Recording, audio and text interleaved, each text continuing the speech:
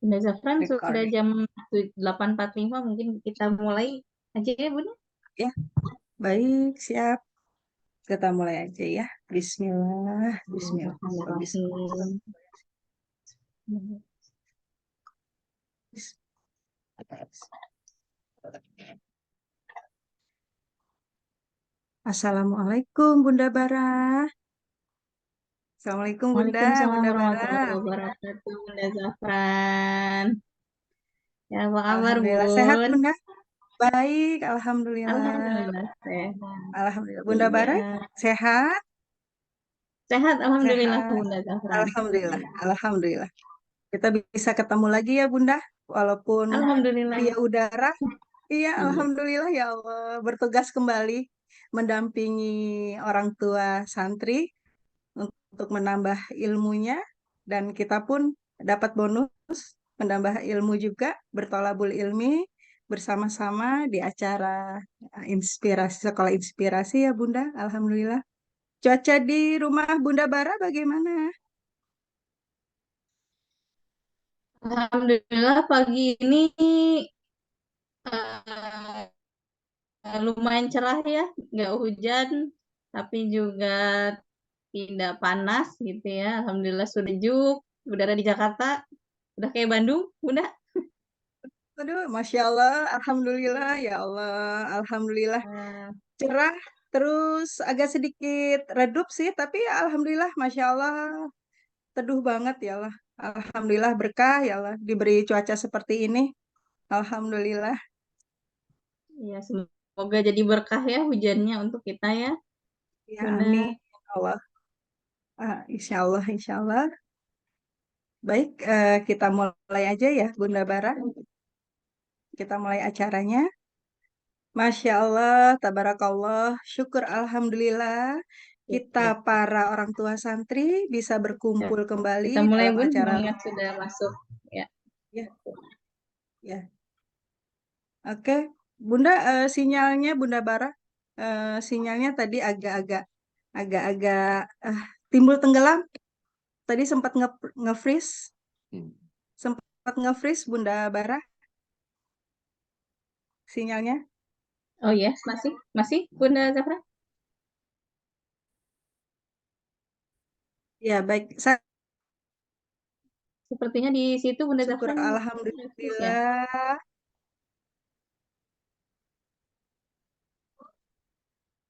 Ya, silahkan dilanjut Bun. Ya, baik. Masya Allah, tabarakallah, syukur Alhamdulillah.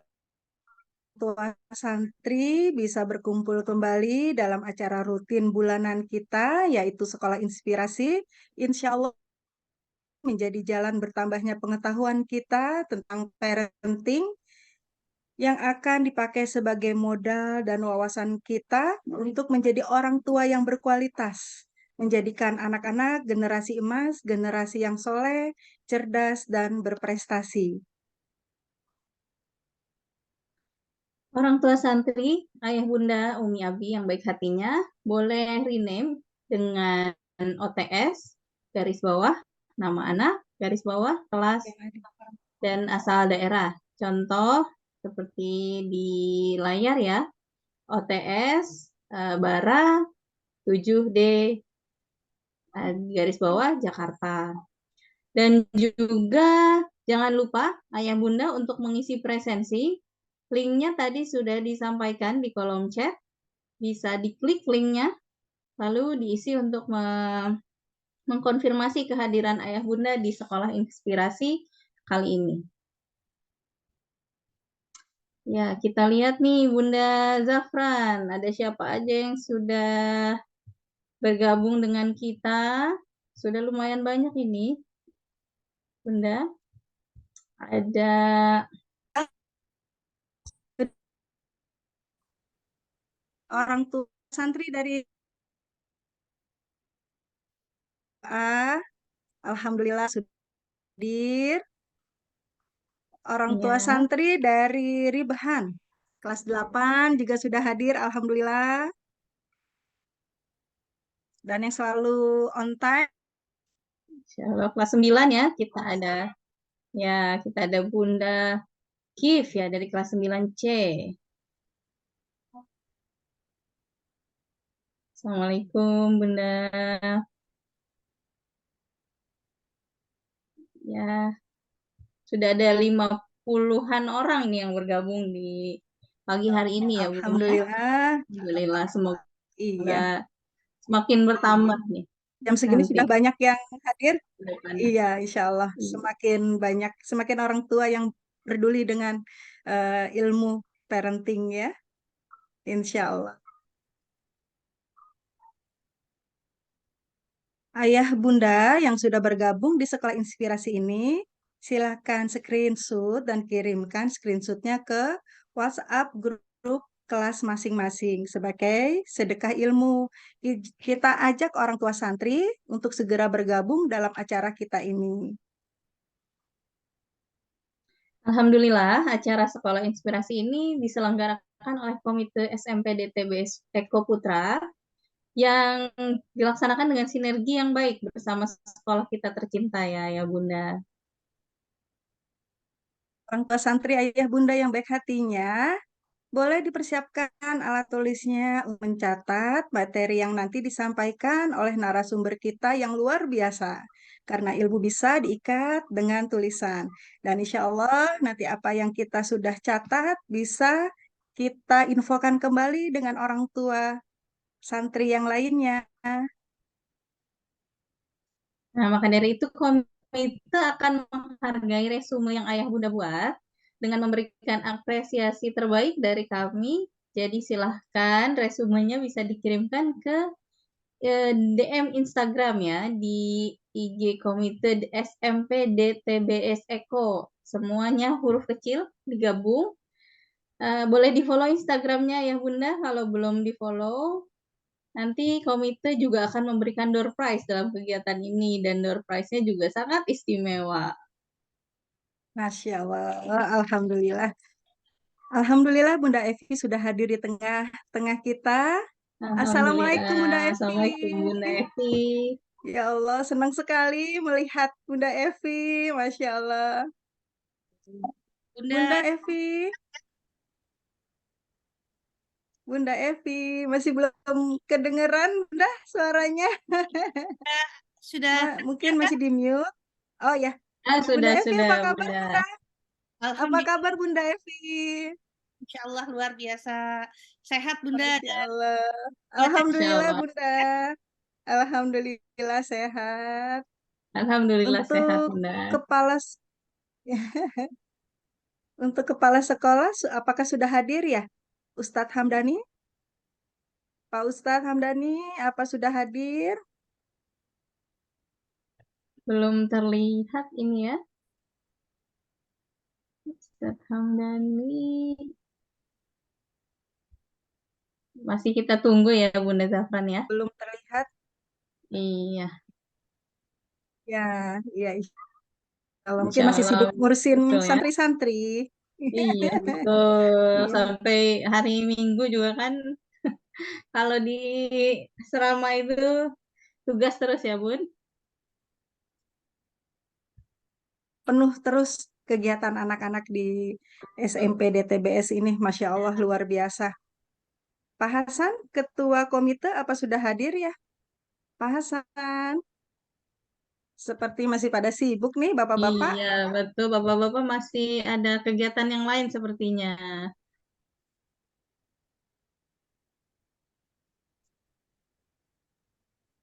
Iya. Iya, kita tunggu untuk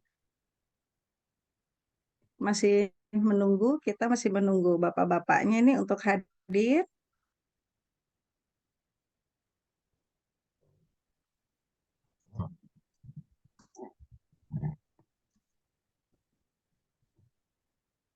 Iya, kita tunggu. Baik, mungkin kita lanjut ya, Bun ya, dengan kegiatan selanjutnya sembari menunggu Bapak, menunggu Kepala bapak-bapak sekolah, ya, Bapak kelas Kepala 9 Sekolah. Mm-mm. dan Bapak. Ketua Komite. Baik, baik, baik. Waktu sudah menunjukkan jam 9 ya Bunda ya. Sedikit lagi sih jam 9 apa kita tunggu aja dulu sampai jam 9 atau kita mulai? Nah, kita lanjut aja, Bun, sepertinya ya. Berhubung orang tua santri sudah hadir nih, Banyak yang kita hadir. lanjutkan saja mungkin ya, Bun ya. Ya, baik.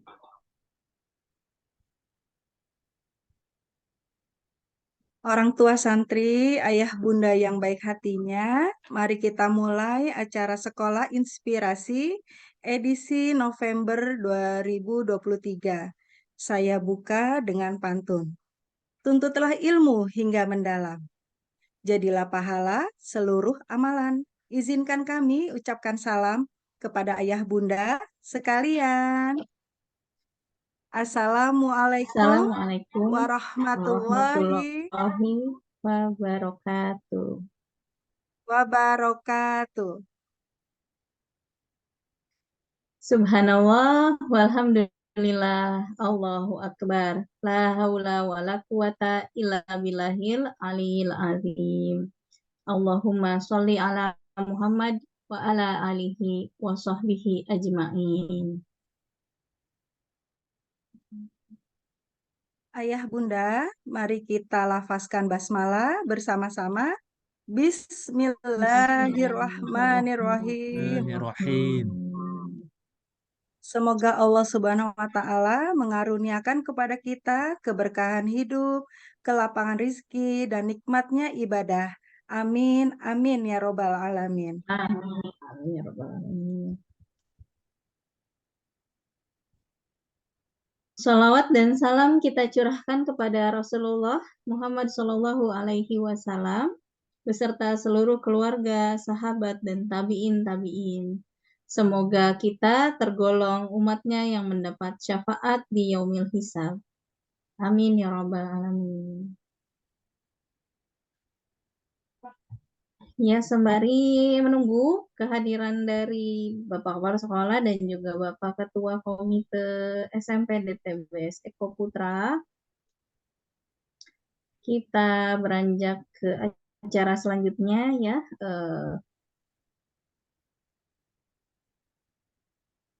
Hari yang kami hormati Kepala Sekolah SMP DTBS Eko Putra Ustadz Hamdani, SPDI. Yang kami hormati Ketua Komite SMP DTBS Eko Putra Bapak Hasan Basri. Yang kami hormati narasumber Sekolah Inspirasi bulan ini, Bunda Evi Dewi Susantiani CHCAT, dan yang kami banggakan orang tua santri SMP DTBS Eko Putra semua. Sebelum kami lanjutkan rangkaian Sekolah Inspirasi edisi November 2023, izinkan memperkenalkan diri. Nama saya Tresna Widyasari, orang tua santri dari Zafran Rizky Nurrahman dari kelas 7B, dan rekan saya. Nama saya Ima Muryani, orang tua santri dari Muhammad Albara Hideaki dari kelas 7D. Ya, yang Bunda masih dalam rangka Hari Guru, kami ingin menyampaikan sedikit pantun ya, Bunda Zafran, untuk merayakan Hari Guru Baik, bersama siap.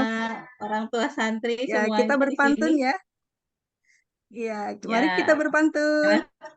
ya, ayo Bunda Pergi mengaji. Zafran. Ya, baik. Pergi mengaji dengan semangat.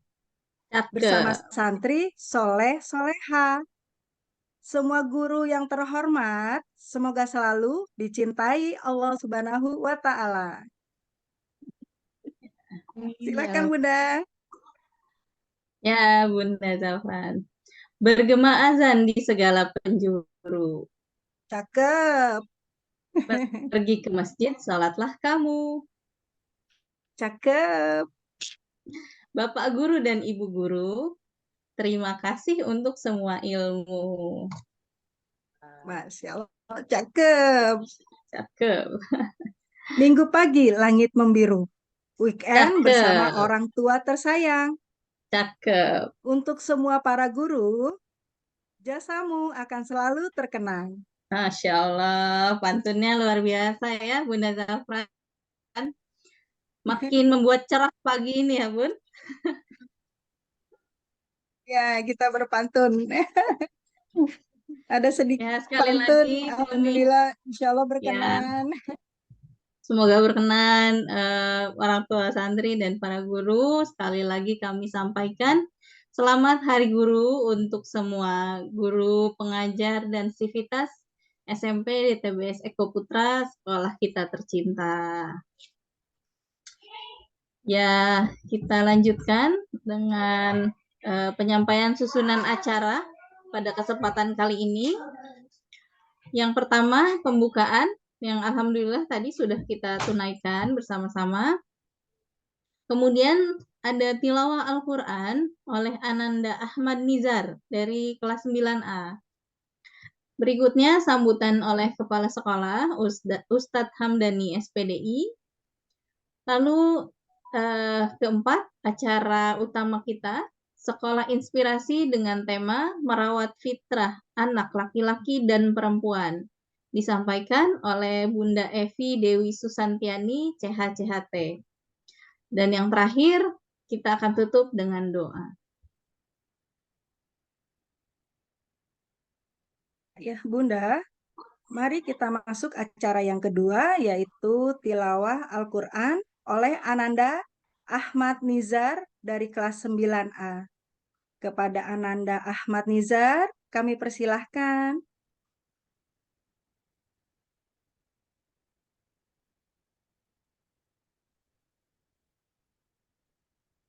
Silakan. Assalamualaikum warahmatullahi wabarakatuh.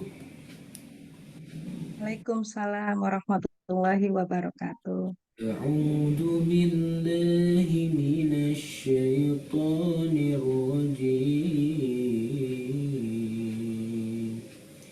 Bismillahirrahmanirrahim. ولقد آتينا لقمان الحكمة أن اشكر لله ومن يشكر فإنما يشكر لنفسه ومن كفر فإن الله غني حميد وإذ قال لقمان لابنه وهو يعده يا بني لا تشرك بالله إن الشرك لظلم عظيم. Dengan nama Allah yang Maha Pengasih lagi Maha Penyayang. Dan sungguh telah kami berikan hikmah kepada Luqman, yaitu bersyukurlah kepada Allah, dan barang siapa bersyukur kepada Allah maka sesungguhnya dia bersyukur untuk dirinya sendiri, dan barang siapa tidak bersyukur atau kufur maka sesungguhnya Allah Maha terpuji. Dan ingatlah ketika Luqman berkata kepada anaknya ketika dia memberi pelajaran kepadanya, wahai anakku, janganlah engkau menyekutukan Allah. Sesungguhnya menyekutukan Allah adalah benar-benar kezaliman yang besar. Maha benar Allah dengan segala firman-Nya. Shadaqallahul azim. Assalamualaikum.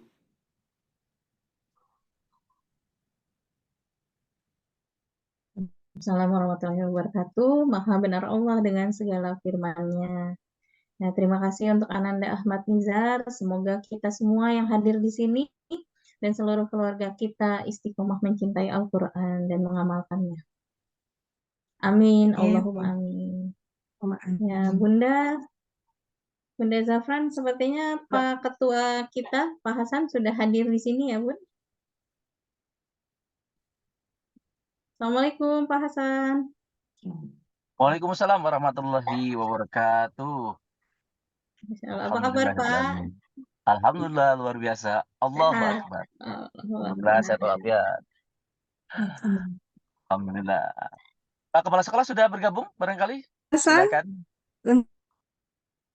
Ya, untuk agenda Belum ada ini sambutan Pak Hasan. sampai Oh baik kalau begitu. ya. Baik Pak Hasan. Ya, agenda selanjutnya sambutan yang akan disampaikan Ketua Komite SMP DTBS Eko Putra, Bapak Hasan Basri. Bapak Hasan Basri, kami persilahkan. Baik, bismillahirrahmanirrahim. Assalamualaikum warahmatullahi wabarakatuh. Alhamdulillahirrahmanirrahim. Alhamdulillahilladzi anzala sakinata fi qulubil mu'minin liyajadadu imanan ma'imanihim. Asyhadu an la ilaha illallah wa asyhadu anna Muhammadan abduhu wa rasuluhu alladzi la nabiyya ba'dah. Alhamdulillahirrahmanirrahim. Mudah-mudahan kita semua semakin indah takwanya, bahagia dunia wal akhirat, dan semakin juga kita terus mendekatkan diri kepada Rabb kita, kepada Allah Subhanahu wa taala. Amin ya Allah ya rabbal alamin. Salawat serta salam mudah-mudahan sampai kepada Nabiullah, Nabi akhir zaman, pada keluarganya, pada para sahabatnya, dan mudah-mudahan kepada kita umat akhir zamannya. Amin ya Allah ya rabbal alamin. Alhamdulillah rabbil alamin. Yang kami hormati Bapak Kepala Sekolah dan jajaran, alhamdulillah, mudah-mudahan Bapak Kepala Sekolah dan jajaran Sivitas SMP DTP Sekolah senantiasa disayangi oleh Allah Subhanahu wa taala dan senantiasa diberkahi oleh Allah Subhanahu wa taala, terutama pada hari kemarin adalah Hari Guru. Masya Allah tabarakallah. Di kami di SMP DTP Suku Putra, di kita keluarga besar SMP DTP Suku Putra, ramai sekali, meriah sekali. Sebagai ketua komite kami haturkan terima kasih jazakumullah khairan katsira kepada Bapak Ibu, Ayah Bunda yang Masya Allah tabarakallah, angkatan kelas 7, angkatan kelas 8, angkatan kelas 9, meriah luar biasa. Masya Allah. Terima kasih atas kontribusi hadiah-hadiah yang sangat indah, kasih sayang dari Ayah Bunda untuk para guru. Masya Allah.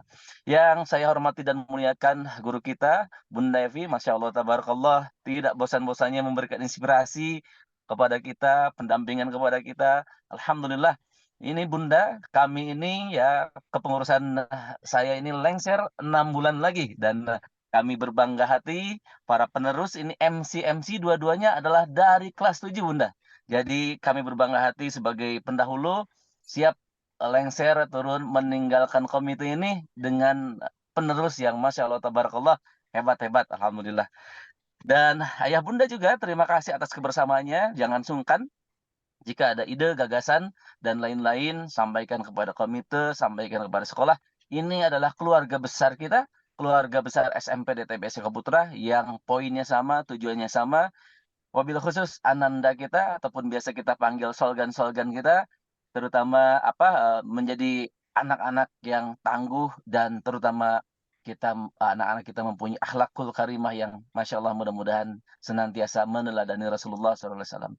Terima kasih sekali lagi Bunda Evi, dan Ayah Bunda, dan dua MC duet penerus kami. Alhamdulillah, insya Allah Ayah Bunda juga yang lain bisa terlibat di berbagai agenda selanjutnya di komite, di angkatan kelasnya masing-masing, maupun di kebersamaan yang indah yang lainnya. Terima kasih. Bila taufiq hidayah. Assalamualaikum warahmatullahi wabarakatuh. Waalaikumsalam. Waalaikumsalam warahmatullahi wabarakatuh. Ya, alhamdulillah sudah kita simak bersama sambutan dari Bapak Ketua Komite, Bapak Hasan Basri. Ya, seperti yang disampaikan Pak Ketua tadi ya, bahwa Komite Orang Tua Santri dan Sekolah itu harus selalu bersinergi ya, bersama-sama, karena kita punya satu tujuan untuk anak-anak kita, solgan-solgan kita. Jadi kita harus selalu bekerja sama ya. Baik, kita lanjutkan Bunda Zafran. Oh ya, sebelumnya mungkin tidak lupa diingatkan kembali para orang tua santri untuk mengisi presensi ya, Ayah Bunda. Baiklah, Ayah Bunda, untuk selanjutnya acara yang kita nantikan bersama-sama. Sekolah Inspirasi dengan tema Merawat Fitrah Anak Laki-laki dan Perempuan yang akan disampaikan oleh Bunda Evi Dewi Susantiani CHCHT. Sebelum Bunda Evi menyampaikan materi, izinkan saya membacakan CV beliau terlebih dahulu. Izin Bunda Evi.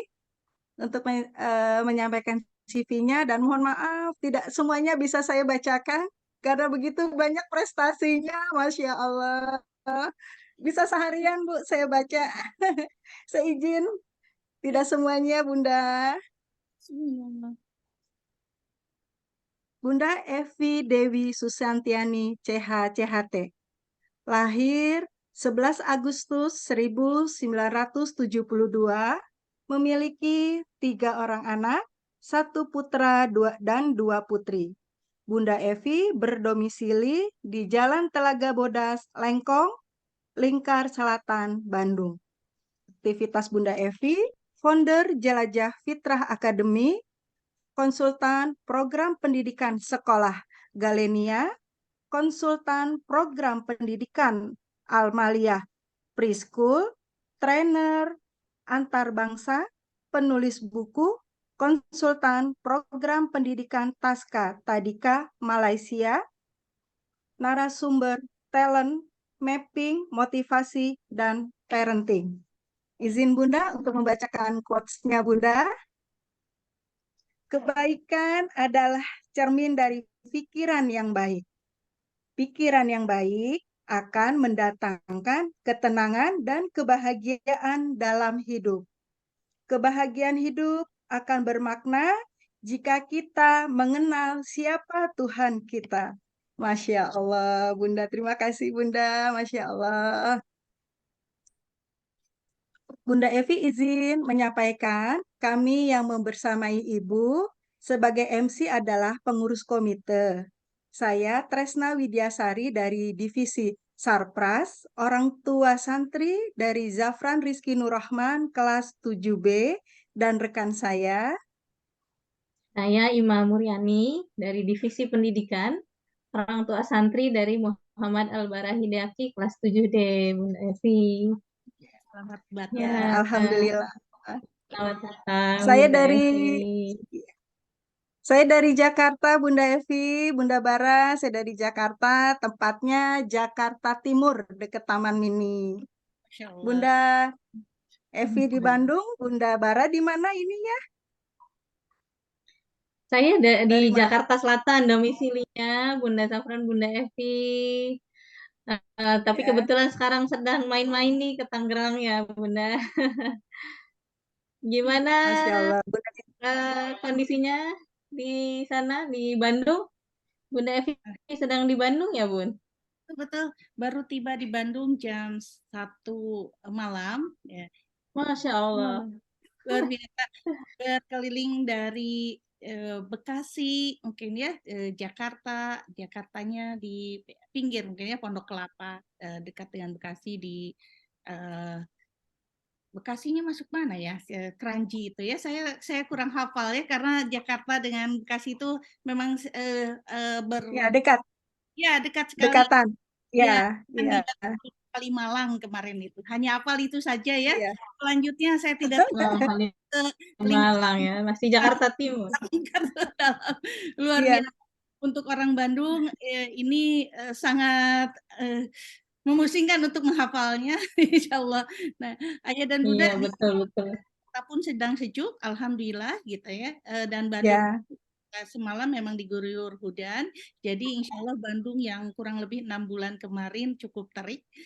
Eko juga mendadak tidak dingin gitu, tapi Masya Allah 2 pekan ini Eko pun diguyur hujan dan embun-embun pun sama di Bandung pun ya, terutama di Eko yang dataran tinggi itu sudah mulai dingin. Airnya juga sudah mulai dingin ya, air di Eko juga sudah mulai mengalir seperti semula karena memang kemarin itu sama di tempat tinggal saya pun debit air berkurang karena kemarau. Ya, alhamdulillah semua adalah ada berkahnya, ada hikmahnya dan dinikmati. Luar biasa insyaallah. Ayah dan bunda semuanya insyaallah pagi hari ini cerah dan semoga Allah memberkahi setiap langkah kita. Amin. Amin. Amin. Amin ya. Insyaallah ya Bunda Evi. Bunda Evi, acara sekolah inspirasi ini diikuti oleh orang tua santri via Zoom meeting dan terbuka bagi masyarakat umum melalui live YouTube SMP DTBS. Ayah Bunda, selamat menyimak materi dari Bunda Evi. Bunda Evi izin penyampaian materinya sampai jam 9.45, Bunda. Baik. Setelah Bunda Evi selesai menyampaikan materi, akan kami buka sesi tanya jawab dan langsung dijawab oleh Bunda Evi. Enggak, siap. Mangga Bunda, Alhamdulillah. waktu dan tempat kami persilahkan Bunda, mangga. Terima kasih Bunda Jafran dan Bunda Bara. Izin saya akan membuka, sudah diberikan izin sebentar, insya Allah. Ya. Bismillahirrahmanirrahim. Assalamualaikum warahmatullahi wabarakatuh.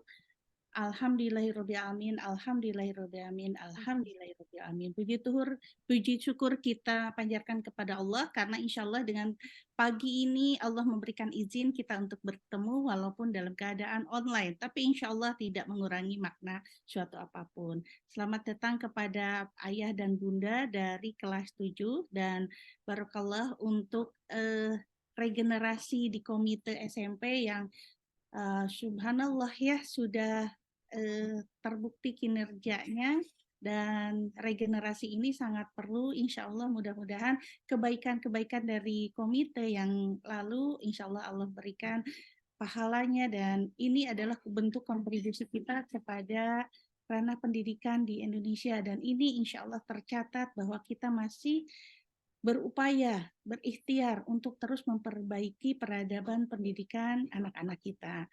Ayah dan bunda, menjadi orang tua tidak ada sekolah formilnya. Dan dengan inilah kita harus terus merekayasa ilmu-ilmu yang harus kita upgrade.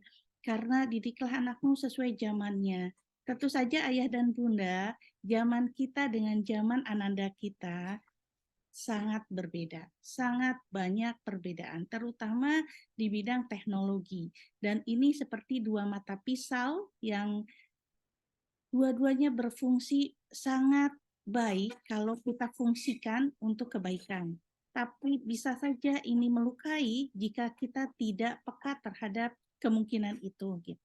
Ayah dan bunda, teknologi membuat kita harus terus mengupgrade karena anak-anak kita tercampuri pendampingan pengasuhannya oleh media sosial, oleh teknologi. Mau tidak mau, karena anak kita memang akan hidup dengan teknologi itu sendiri, namun kebocoran teknologi membuat kita harus pasang kewaspadaan.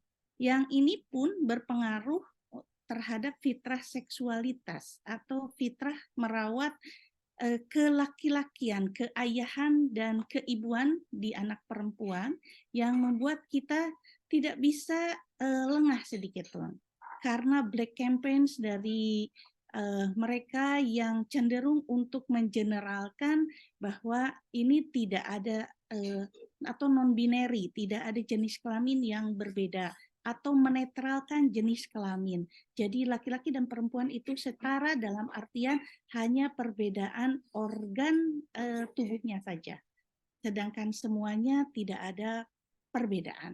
Nah, ini tentu saja kita kalau kita duduk manis di rumah, mungkin melihat Ananda, oh tidak everything is okay, baik-baik saja. Tapi ketika mereka keluar, apakah mereka bisa mengcover dirinya, bisa mengcover identitas sebagai laki-lakinya atau perempuannya, bisa mengcover mana yang baik dan mana yang buruk untuk mereka, tentu saja ini kita tidak bisa tenang. Gitu.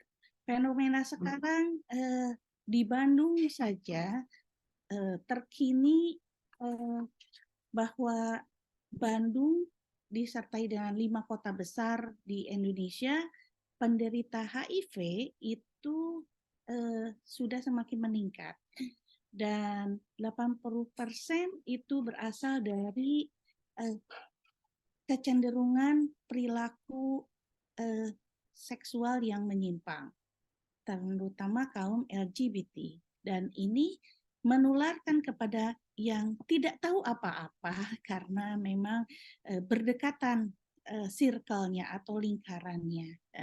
Nauzubillah min dzalik. Inilah yang membuat kita harus waspada ayah dan bunda. Kita tidak bisa melihat bahwa anak-anak kita baik-baik saja karena bisa saja potensi-potensi penyimpangan itu hidden. Kalau anak-anak kita terjangkit kecenderungan untuk adiktif terhadap narkoba, mungkin terlihat secara fisik. Tapi untuk penyimpangan perilaku seksual itu tidak ada bedanya. Kalau misalnya ada yang kecenderungan, laki-laki kecenderungan untuk bisa rapi atau kemayu atau dan lain sebagainya, itu pun tidak menjamin misalnya itu cenderung menyimpang ataupun tidak menyimpang. Itu tidak selalu seperti itu. Tapi justru misalnya seperti baik-baik saja, tapi di dalamnya menyimpan sebuah potensi penyimpangan perilaku. Nauzubillah min dzalik. Ayah dan Bunda, mari kita akan sharing pagi hari ini. Mudah-mudahan apa yang saya berikan menjadi kewaspadaan kita, tapi bukan menjadi parno ya. Tetap waspada, tetap kita bergantung kepada Allah untuk melindungi anak-anak kita. Berikhtiar untuk mencari ilmu, berikhtiar pula kita bergantung terhadap doa-doa yang selalu kita panjatkan. Harus setiap hari anak-anak kita dilindungi oleh doa-doa kita. Ya, Ayah dan Bunda, seperti halnya saya selalu memberikan informasi bahwa kita di Darul Tauhid ini dari jenjang TK sampai ke SMA, SMK, atau yang bernaung di bawah di Dasmen, insya Allah semua kurikulumnya berdasarkan fitrah, dan insya Allah termasuk parenting ini, termasuk IHT atau pendalaman training-training Civitas masuk ke dalam program fitrah, termasuk di dalamnya misalnya parenting untuk orang tua, yang insya Allah fitrah ini 8 fitrah ini terbungkus ke dalam silabus. Seperti halnya fitrah keimanan, Ayah dan Bunda bisa terus mengakses dari gurunda kita semua, Aagin dan asatid-asatid yang ada di Darul Tauhid, insya Allah rutin tersilabus dalam fitrah keimanan. Programnya alhamdulillah gitu ya, sudah linear gitu. Termasuk ke dalamnya sekarang hari ini adalah tentang fitrah seksualitas, yang di dalam judulnya bagaimana merawat fitrah laki-laki dan perempuan. Nah, fitrah belajar, fitrah bakat, fitrah individual, sosialitas, fitrah perkembangan lainnya, insya Allah itu on the way selalu. Misalnya komite bekerja sama dengan manajemen sekolah, terutama misalnya BK untuk memberikan informasi fitrah ini yang belum, fitrah ini yang belum, dan ini yang sudah, dan lain sebagainya. Hari ini insya Allah terbungkus dalam Ar-Rum 21 bahwa Allah telah memberikan mentionnya laki-laki dan perempuan itu berbeda. Allah telah menjodohkan laki-laki dan perempuan dari jenismu sendiri agar mereka merasa nyaman.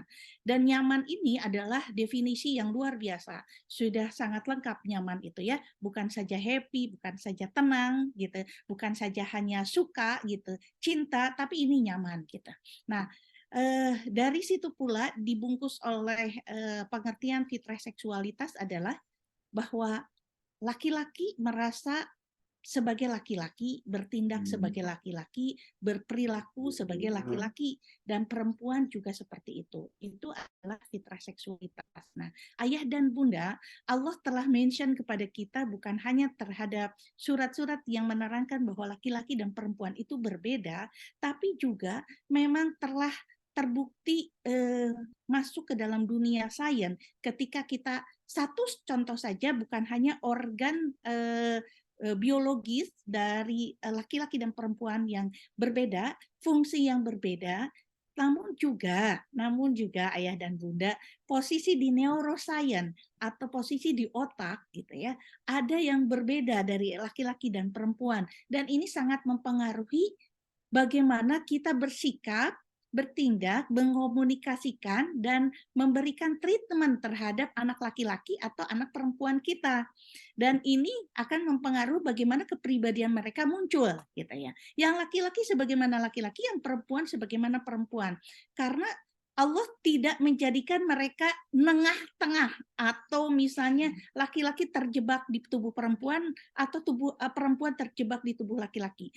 Allah tidak menjadikan itu. Dan ini jika ada penyimpangan perilaku, itu murni karena detraction, kalau saya nilainya detraction gitu ya, miss di pola asuh gitu, atau miss dalam lingkungan. Jadi tidak ada kecenderungan. Kalaupun misalnya ada talent kecenderungan kinestetik bagi perempuan, kinestetik ya gitu, gerak tubuhnya lincah, gerak tubuhnya lebih mahir daripada laki-laki pada umumnya, karena itu talent. Tapi bukan selalu langsung kita perempuan yang tomboy misalnya ada kecenderungan perilaku yang menyimpang, tidak. Ataupun kita melihat ada anak lelaki atau laki-laki yang kemudian lebih terampil motorik halusnya daripada perempuan pada umumnya misalnya. Itu bukan berarti kita langsung judgement bahwa itu adalah kecenderungan ke perempuan-perempuan, tidak seperti itu. Kecenderungan perilaku atau orientasi seksualnya tidak selalu dicirikan kepada keadaan fisik gitu. Namun misalnya karena memang ada bawaan terhadap misalnya talent itu sendiri. Perempuan yang kinestetik motorik kasarnya itu gross motornya lebih menonjol daripada laki-laki pada umumnya. Atau kecenderungan laki-laki terhadap soft motor dari tubuhnya, terutama misalnya gerak tubuhnya cenderung lebih halus daripada laki-laki pada umumnya, gitu ya. Tapi bukan berarti pada penyimpangan perilakunya, diingatkan. Namun, gitu, ada beberapa penelitian yang menyatakan kecenderungan laki-laki menjadi berubah, menjadi kecenderungan yang mereka berkomunitas sesama mereka itu karena ada labeling di awal-awal kehidupannya. Misalnya anak laki-laki yang lebih halus, dia menyukai keterampilan soft motor atau motorik halus ya yang berhubungan dengan ini, misalnya masak, menjahit, crafting, handicraft gitu ya. Itu misalnya orang sekelilingnya menyatakan, oh maaf ya, misalnya Bunda ada labeling di lingkungan atau di masyarakat kayak perempuan, banci, ataupun lebay, ataupun apapun gitu ya. Itu akan membuat mereka berpikir, oh aku banci kah? Oh aku kayak perempuan kah? Kemudian bergeser, mereka melabeling dirinya, mereka membawa dirinya, lalu mematapkan dirinya, emang saya perempuan, memang saya seperti perempuan. Lalu mereka berkomunitas sesama mereka dan akhirnya ada penyimpangan. Nah, hal ini juga tidak boleh kita ikut turut serta dalam hal ini. Jadi ketika kita melihat ada anak laki-laki yang cenderung soft motornya lebih halus daripada laki-laki lain, nah ada treatment tersendiri bagaimana kelaki-lakiannya kita tumbuhkan. Dari sisi bahasa pun, misalnya kita tidak boleh, misalnya anak laki-laki kita suka cengeng ya Bunda, misalnya waktu kecil gitu ya. Cengeng itu bahasa umum ya, yang saya pakai itu adalah bahasa umum, misalnya cenderung sensitif gitu ya sifatnya gitu, nangis gitu ya. Kok laki-laki nangis gitu? Itu tidak ada hubungannya. Laki-laki dan perempuan nangis itu tidak ada hubungannya. Nangis itu adalah bentuk dari ekspresi emosi di tahapan tertentu gitu ya. Mereka yang anak-anak yang 3-4 tahun mengeksplor emosinya melalui nangis, marah, penakut, egois, pelit atau apapun gitu ya, itu adalah bentuk dari ekspresi dia mengenali berbagai emosi itu sendiri. Kita tidak boleh menjudge langsung laki-laki kok cengeng gitu. Itu sama dengan labeling gitu. Nah, dari pola asuh itu saja kita sudah sangat hati-hati memberikan treatment terhadap mereka. Termasuk misalnya saya menampilkan ini potret neuroscience belahan otak yang di situ ada dot putih-putih. Nah, ini laki-laki dan perempuan. Pusat kosakatanya di otak itu begini nih. Yang sebelah laki-laki, yang sebelah kiri hanya 2 saja, sebelah kanannya tidak ada pusat kosakata dalam otak laki-laki. Tapi di perempuan ini bukan cuma 1, tapi ngebreyak gitu. itu kiri kanan ini luar biasa gitu ya, yang menyebabkan perempuan lebih cerewet. Tapi ada laki-laki yang memang agak lebih banyak daripada laki-laki pada umumnya karena diberikan tadi talent linguistik. Jadi ini normalnya. Ini normalnya. Tapi tetap Allah memberikan banyak spot-spot kosakata bahasa di dalam otak perempuan. Kiri dan kanan. Kiri dan kanan. Laki-laki cenderung ke kiri saja. Kalaupun lebih banyak kosakatanya karena faktor tadi talent linguistik, tapi tidak sebanyak perempuan, gitu ya. Ini mempengaruhi kita, ayah dan bunda. Ketika kita memberikan stimulus, tentu saja harus berbeda. Bagaimana agar perintah kita, informasi kita atau wejangan kita itu akan berbeda cara menangkapnya di anak laki-laki dan perempuan, dan bagaimana ini agar efektif anak-anak kita menyerapnya. Nah, ayah dan bunda, tadi neuroscience terpotret di dalam otak. Nah, sekarang kita melihat bahwa anak laki-laki dan anak perempuan itu ada tahapan perkembangan intelektual atau perkembangan secara fisik di dalam otak. Kalau ini sama ya, gitu. Laki-laki dan perempuan sama, bahwa anak kita mulai 10 tahun itu sudah nyaris sempurna otaknya. Jadi, hal ini bisa menjadi landasan bagaimana 10 tahun itu ketika anak kita sudah harus melaksanakan fardu ain. Nah, di sini kenapa 10 tahun kalau tidak sholat boleh dipukul ini. Tapi harus ada treatment terdahulu ya. Jadi nggak adil kita nggak pernah mengajarkan sholat tapi kemudian 10 tahun tahu-tahu dipukul kan gitu. Yang salah berarti adalah pola asuh gitu ya. Nah, ini hampir sempurnanya yang membuat anak kita harus dipersiapkan. Selain tadi ya anak kita secara otak dibedakan laki-laki dan perempuan. Ketika 10 tahun fardu ain bukan hanya sholat tapi menutup auratnya, dibedakan juga laki-laki dan perempuan. Bagaimana posisi sholat pun dibedakan, bagaimana hukum-hukum syariah juga membedakan antara laki-laki dan perempuan. Laki-laki 10 tahun harus sudah di masjid sholatnya gitu ya, kecuali ada uzur syar'inya, dan auratnya pun berbeda dengan perempuan dan lain sebagainya, karena di usia 10 tahun ini mereka amrad dan menuju tufulah atau orang yang bisa diberikan tanggung jawab. Nah, di 10 sampai 15 tahun ini posisi mereka adalah amrad. Jadi saya tidak memakai kata remaja gitu ya. Walaupun ada itu di dalam dunia psikologi, tapi di parenting nabawiyah itu memakai kata amrad. Karena remaja, pembelahan remaja beda tipis lah ya usia-usianya, tapi kita posisinya adalah bukan per usia, tapi bagaimana kita berhubungan dengan akil balik dari setiap anak. Akil balik perempuan berbeda dengan akil balik laki-laki. Biasanya perempuan start umur 9 tahun, semua hormon-hormon dimatakan oleh Allah, dan bahkan ada 9-10 tahun sudah mulai haid ada sekarang, karena ada gizi, stimulus, dan lain sebagainya. Gitu. Kalau zaman kita itu biasanya 12 tahun ke atasan gitu ya, sekarang maju ya dan bunda, anak gadis kita 9 tahun itu bukan dini ya, tapi memang sudah matang secara biologis atau balik gitu ya. Nah, ini anak-anak laki-laki kita pun ini sekitar antara 11-12 tahun sudah mulai mengarah gitu ya, untuk bisa dipersiapkan. Untuk dari itu Allah memberikan kisi-kisi terhadap kita bahwa 10 tahun itu melalui ajaran Rasulullah SAW, bagaimana anak kita dipersiapkan untuk menjadi seorang yang bisa diberikan beban atau tanggung jawab. Posisi di amrad ini adalah masa pengembangan potensi. Kenapa sih potensi dijadikan ini? Jadi fitrah bakatnya itu diledakkan di posisi anak-anak kita ya. Soleh ganteng kita di SMP itu harus langsung terbidik apa posisinya. Kenapa?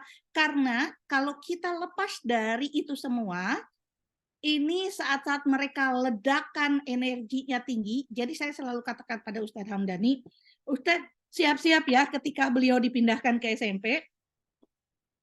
Ustadz selamat riut saya bilang ya, selamat tidak tidur nyenyak, karena anak SMP ini saat-saat gelombang strong fase. Ledakan-ledakan potensinya meledak, energinya ledakan, tapi banyak kekanak-kanakannya masih ada, tapi ingin dianggap dewasa gitu. Pertimbangannya cenderung impulsif gitu ya. Apa yang dia pikirkan itu yang dia lakukan gitu. Lumayan kan ayah dan bunda untuk mengawal mereka di boarding gitu. Untuk itu cepatlah ketemu dengan potensinya sehingga tenaga mereka dialihkan kepada potensi bakatnya gitu. Langsung di-create terhadap skill-nya. Insya Allah pencapaian akil baliknya mereka kita persiapkan gitu ya. Jadi kematangan-kematangan itu memang kita harus berburu dengan waktu. Jika potensinya yang besar, pembentukan hormon, energi yang besar, terus kita abai di dalamnya, terus kita tidak mempergunakan kesempatan ini, maka mereka akan self-development. Terus tidak bisa berhenti kalau self-development. Berkembang secara fisik dan biologis mereka berkembang.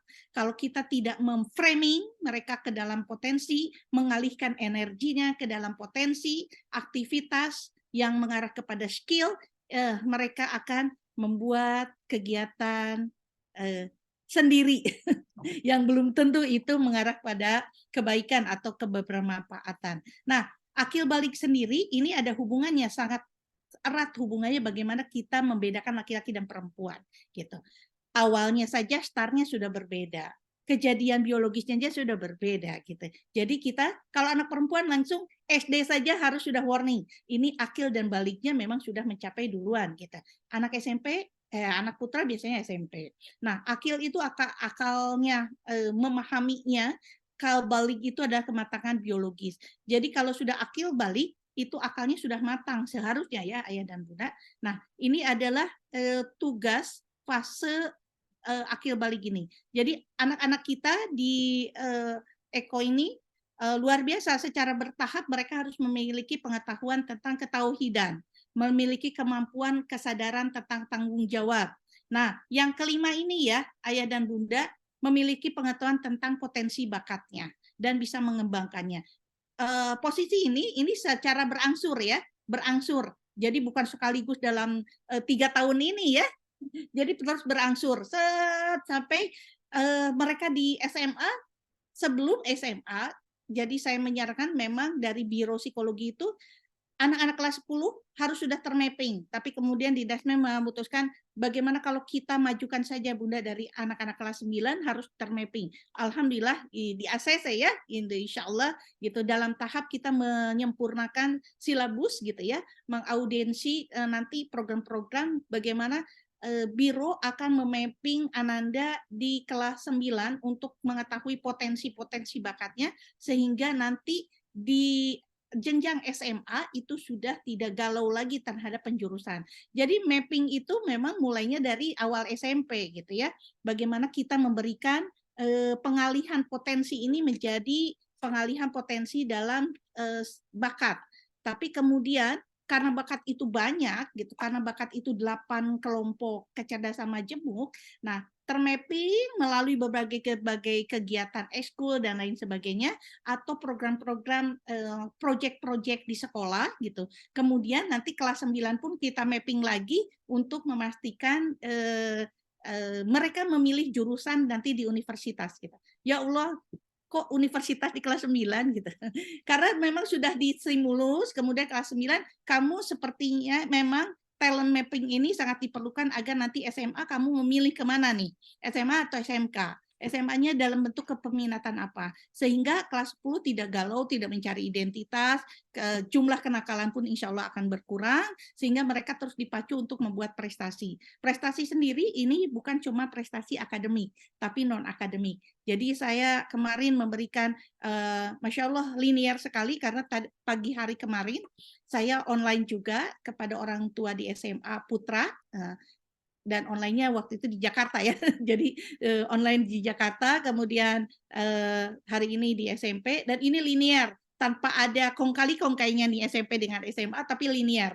Bagaimana dipersiapkannya anak SMA untuk tahu potensinya, karena setelah saya 1 tahun ini Biro Psikologi menangani anak-anak di Dasmen, itu kenakalan atau pelanggaran aturan baik di SMP dan SMA itu karena potensinya tidak terasah. Mereka tidak tahu bahwa dirinya itu ada potensi tersendiri sehingga mereka self development.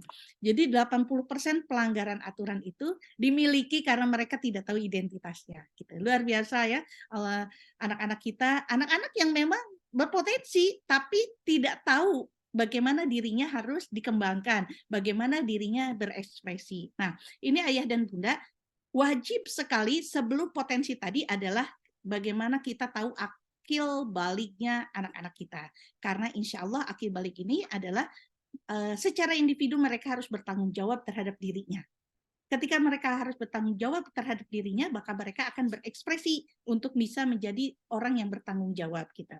Nah, ini dari mulai potensi, terus akil baliknya diketahui, kita pun mengetahui bahwa treatment laki-laki dan perempuan berbeda, ini akan membuat ikhtiar kita insya Allah optimal, agar anak-anak kita sehat secara jasmani dan rohani. Nah, treatment justru inilah, jadi pola asuh inilah yang memang yang membuat mereka tahu tidakkah kamu laki-laki atau perempuannya? Tahukah kamu bahwa kamu punya kelebihan dan kekurangan? Tahukah kamu gitu bahwa ini semua harus dipertanggungjawabkan. Nah, mereka minimal bertanggung jawab terhadap dirinya. Dan ini harus kita mulai dari sejak awal gitu. Dari mulai mereka mengenal siapa Tuhannya di umur 10 tahun. Nah, ini jika akil balik tidak disertai baliknya biologis, baliknya organ-organ tubuh mereka tidak disertai dengan kematangan akalnya. Jadi fenomena sekarang adalah akil balik itu tidak datang bersamaan. Nah, ini dia spot-spot yang memungkinkan LGBT masuk adalah ini, ayah dan bunda. Termasuk akil balik ya. Selain posisi pola asuh dan orang tua tidak aware terhadap persiapan akil balik. Nah, generasinya instan dan tidak mandiri. Penyimpangan perilaku seksual atau orientasi seksual. Penyimpangan bullying atau kekerasan, mengambil keputusan yang salah, dan tidak bisa memproyeksikan roadmap atau jati dirinya. Cenderung mengalami berbagai macam mental health yang sekarang luar biasa cepat stres, cepat putus asa, dan lain sebagainya. Self-harm itu dimulai di SMP gitu ya, dan lain sebagainya ayah dan bunda. Ini karena mereka secara biologis matang, tapi akalnya tidak stabil dan tidak matang. Nauzubillah min dzalik. Nah, ini dimulai bukan hanya anak-anak kita sudah di SMP. Bagaimana Bunda, ini anak-anak kita sudah di SMP. Hayu kita upgrade, hayu kita akselerasi ayah dan Bunda. Dimulai dari anak-anak kita dalam posisi yang 0 sampai 2 tahun. Saya mungkin reminder lagi ya, recall lagi ya. 0 sampai ke 2 tahun ketika posisi ananda kita dalam fase 4 menyusui gitu. Itu dekatkan anak laki-laki atau anak perempuan kepada ibunya karena ada proses menyusui kurang lebih 0 sampai 2 tahun ya. Even itu misalnya aduh saya tidak mengeluarkan ASI sendiri atau saya dibantu support, itu qadarullahnya, tapi dekatkan kepada posisi ibu karena itu adalah saat pertama kali anak-anak diberikan stimulus perilaku tentang keibuan. Bagaimana empati, bagaimana kasih sayang ditransfer, bagaimana cara ibu bertindak, itu pertama kali. Laki-laki dan perempuan memang harus itu, harus melalui fase itu. Kemudian 2-7 tahun, ini saya tidak cantumkan karena saya reminder saja lewat informasi verbal.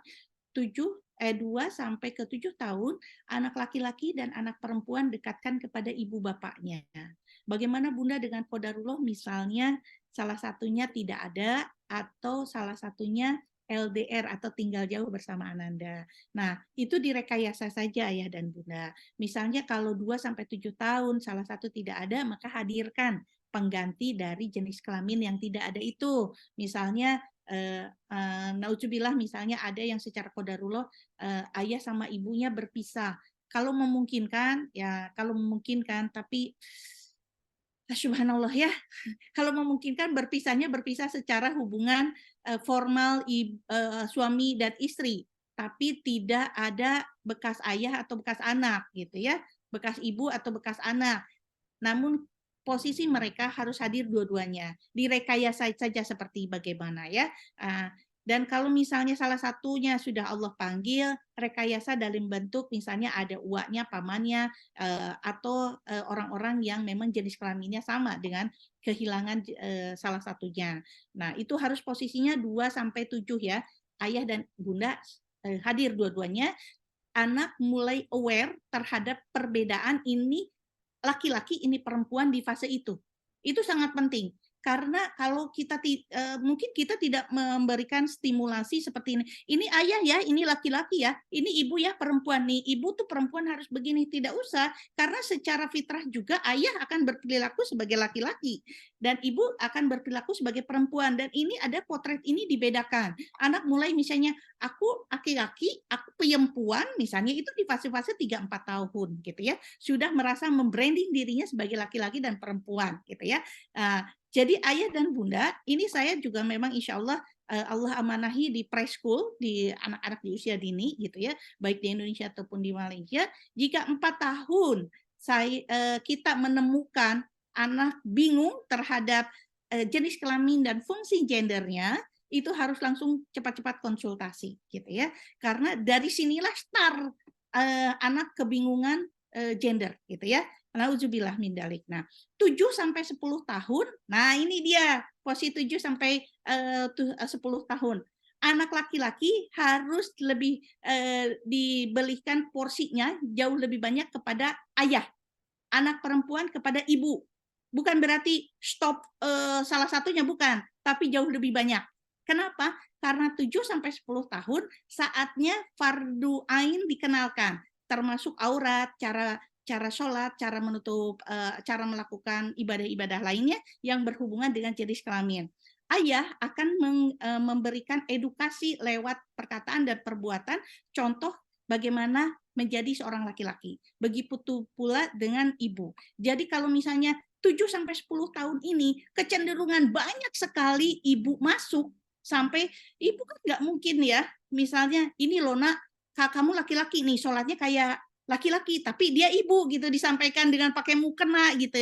Ibu kan cenderung banyak sekali linguistiknya. Ibu cenderung gerakannya lebih gemulai. Ketika anak-anak tidak dibalansing, anak laki-laki tidak dibalansing dengan kehadiran ayah, maka dia akan cenderung melakukan peniruan terhadap tingkah laku ibunya. Misalnya ibunya cenderung pakai pink, pakai pin, pakai skincare. Anak laki-laki melihat gitu ya bahwa ini adalah perilaku yang normalisasi. Nah, dinormalisasi perilaku perempuannya gitu ya. Jadi bukan berarti itu langsung kecenderungan, bukan, tapi perilaku saja itu hanya perilaku saja secara fisik saja. Nanti kecenderungan dia menyukai sesama jenis dan lain sebagainya memang itu sangat smooth. Terus berubah, terus mengarah apakah dia ada kecenderungan penyimpangan atau tidak. Ini belum masuk ke pengaruh media sosial. Nah, ketika 7-10 tahun di mana dia sudah mulai dengan ketertarikan terhadap oh itu laki-laki ini perempuan, bagaimana mereka bertindak. Nah, kasus yang saya tangani penyimpangan ada ketika SD saat mereka mulai timbul ketertarikan terhadap lawan jenis, mereka menonton anime, kasus yang sekarang saya tangani ya, bukan general kasus, tapi kasus yang sedang saya tangani adalah dia di SD nonton anime dan ayah bundanya menganggap ini kartun. Nah, ya. Kemudian mereka tidak tahu, ketidaktahuan orang tua bahwa anime yang ditonton oleh anak-anaknya adalah pujoshi pudanshi. Apa itu pujoshi pudanshi? Adalah menormalisasi hubungan antara sesama jenis. Jadi dia melihat ketidakmatangan, mereka belum matang, melihat oh wajar ya laki-laki teh begini sama laki-laki, perempuan sama perempuan. Akhirnya mereka memframing tanpa diketahui ayah dan bunda. Mereka baru tahu, baru ngeh setelah kasus ini kami tangani ketika anaknya berumur 18 tahun. dari mana kamu asalnya, dari sini, termapping. Sekarang saya sudah 1 tahun menangani anak ini, dan ini baru berubah sekitar 20% penyimpangan perilakunya. Maksudnya kebaikannya, sembuhnya baru 20%. Jadi masih tetap kecenderungannya dia kepada sesama jenis, karena memang dimulai dari awal. Jadi bukan dari gift dari Allah, tapi stimulus di usia yang rawan ini, di 7-10 tahun, karena memang di ayahnya itu jauh ya, jauh ke bekerjanya, jadi dia hanya hidup sama ibunya, sama sepupu perempuannya, dan nonton anime dengan normalisasi pujosi pudansi itu ya. Jadi sudahlah, ini sudah jadi ketetapan bahwa dia ketertarikannya itu, oh laki-laki itu sama laki-laki, dan ada ketidaktuntasan dari stimulus ayah. Jadi ayahnya memang sangat dekat misalnya dengan ibadahnya, dengan aktivitas ibadahnya, tapi karena kehadirannya adalah hanya sebulan, hanya beberapa hari, bahkan 3 bulan ya kalau nggak salah, 3 bulan sekali pulangnya. Ketika anak saat-saat anak sudah mulai akhir balik, ayahnya memberikan statement seperti ini, jangan main sama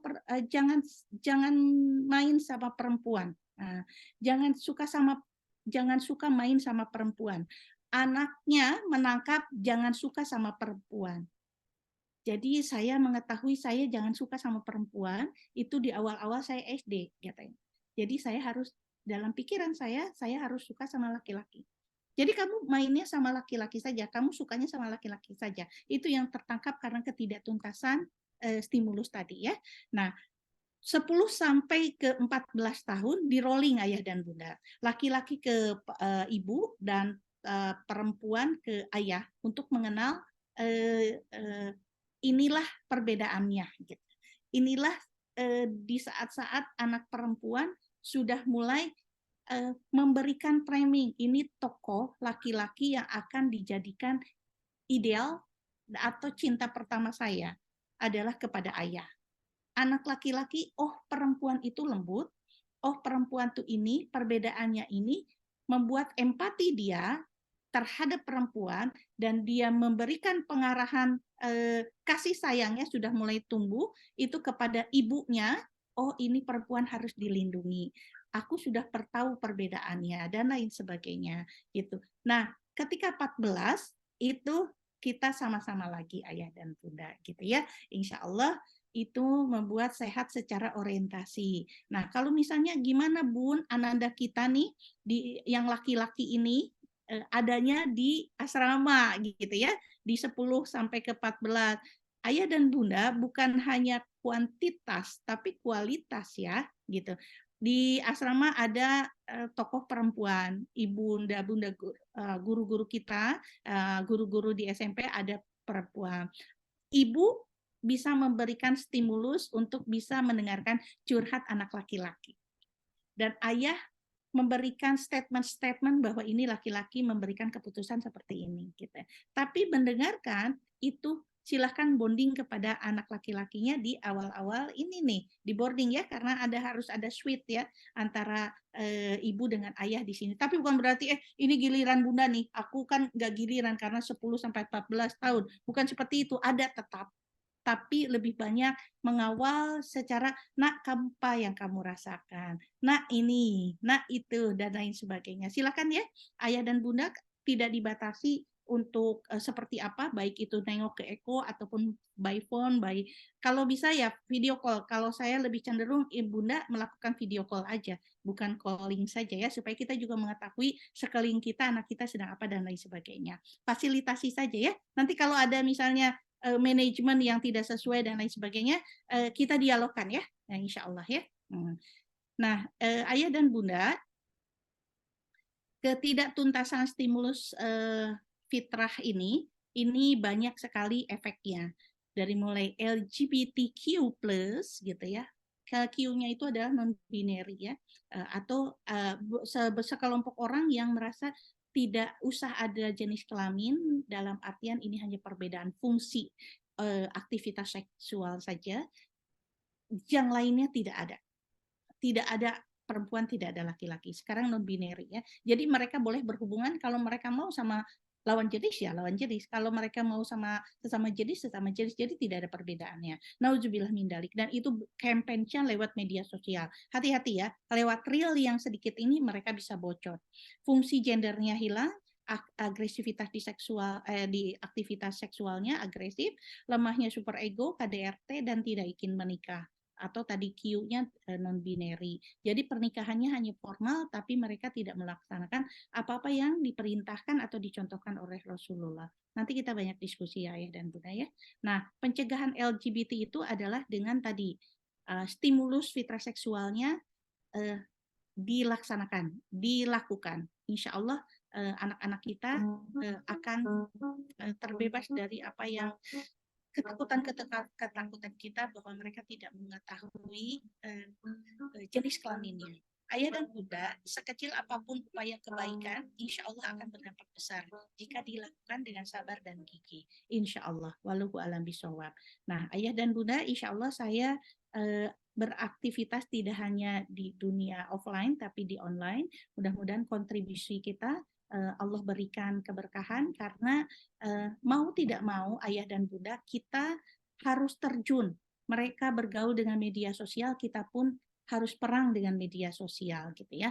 Jadi kasus yang ditemui kemarin itu tentang kecenderungan menyukai pornografi, itu bukan kecenderungan perilaku seksual, tapi kecanduan pornografi. Ini dimulainya ketika anak kita lost control terhadap penggunaan gadget, kemudian dia melihat reel, hanya melihat reel saja, hitungan 5 detik, 1, 2, 3, 4, 5, ketika ada penayangan pornografi, aurat, dan lain sebagainya dilihat, 5 hitungan, maka algoritma reelnya anak-anak, gitu ya, TikToknya anak-anak, sejenis itu akan terus muncul. Dan dia penasaran, kemudian lari ke YouTube untuk melihat keyword yang berhubungan dengan pornografi itu. Tapi dia bukan penyimpangan ya, tapi dia sudah mulai edik terhadap pornografi. Dia melihat sampai dia melihat XXXX yang lebih nauzubillah, yang saya aja orang dewasa tidak berani untuk tidak kepikiran untuk melihat gitu ya, tidak kepengen untuk searching, dia searching. Ini anak akhwat ya, anak perempuan. Karena tadi lolos di reel, penasaran, masuk ke YouTube, sampai ke di YouTube itu dia mengetahui ada alat dewasa untuk memuaskan hasratnya, dia pun searching. Itu asalnya dari media sosial. Nah, ini kita berperang dengan ini, insya Allah. Nah, Ayah dan Bunda, cara kita memberikan wejangan, nah karena di usia 14 ini, mulai ya, tadi 10-14, ini di rolling, fungsi ibu dan maksudnya kecenderungan untuk dekatnya di rolling antara ayah sama bunda. Nah ini saya titip kepada bundanya. Bunda bukan parno, tapi juga jangan terlalu banyak diksi kata-katanya kepada anak laki-laki. Jadi kalau misalnya nanti ketemu ya, ngeberedel atau apa yang ngeberedel teh, sebuah kata-katanya karena jarang ketemu langsung ditumpahkan ya, gini ya nak Solih, kamu tuh ya jangan gini, jangan gini, jangan gini, jangan gini, jangan gini, jangan gini, jangan gini, jangan gini, sampai ke anaknya pusing ya ngedengarnya. Anak laki-laki beda ya dengan anak perempuan. Ingat ya ayah dan bunda, tolong ayah diingatkan kepada para bundanya, jangan terlalu banyak diksinya, kata-katanya, tapi langsung fokus kepada tujuan kita. Karena cara tadi spot-spot bahasa itu berhubungan dengan cara mereka menerima informasi. Kalau bunda terus neretak banyak sekali kata-kata, itu keterimanya hanya 30-40% saja. Jadi kan menghabiskan kata-kata dan menghabiskan energi ya. Jadi tepatkan langsung, misalnya kalau bunda mau nyimpan tas pada tempatnya, misalnya, tapi bukan berarti di boarding ya. Di boarding apa yang rilis? Oh, mutabah yaumiyah misalnya. Nak, Solih, kita habis ya Jafran gitu ya, misalnya bundanya ngasih tahu. Tik bertemu. Jafran, Solih, boleh ya kamu berusaha untuk bisa menunaikan mutabah yaumiyahnya ya. Semangat. Dilihat dulu Bunda Jafran, apakah Jafran sudah ada eye contact? Jangan dari pinggir ke kiri atau ke kanan, tapi berhadap-hadapan. pegang tangannya atau dirangkul atau di apa? Body touch perlu untuk membobol critical area atau batasan antara pikiran sadar dan pikiran bawah sadar. Pikiran bawah sadar itu adalah hipnosis. Jadi langsung dihipnos sama Bunda Jafran ya, kepada Jafran, bukan lihat bendulan ini, bukan gitu ya. Itu mah kuya-kuya gitu ya. Tapi kita memakai begini. Jafran soleh, insya Allah semangat selalu ya sama mutabaah yaumiyahnya. Jadi bukan ngecek ini, gimana mutabaah yaumiyahnya, sholatnya, tahajudnya, ininya, bukan interogasi ya, karena kita bukan binsis gitu ya. Kasih semangat, kasih kepercayaan, karena sudah mulai fase-fase di mana dia ingin dewasa. Tapi tetap aja bocah sebetulnya mah ya. Udah baru kemarin lepas diapersnya gitu. Bukan. Baru lepas kemarin SD-nya gitu. Tapi kita memperlihatkan kepercayaan kita gini. Kata ustaznya kamu ini ya. Jangan, itu mah bukan tugas kita ya. Tapi kita memberikan kepercayaan. Kalau mau ngecek ke ustaznya. Tapi jangan menambah beban untuk interogasi kepada anak kita. Pas ketemu, pasti aku ditanya lagi, pasti aku digini. Enggak. Tapi saatnya Bunda memberikan semangat.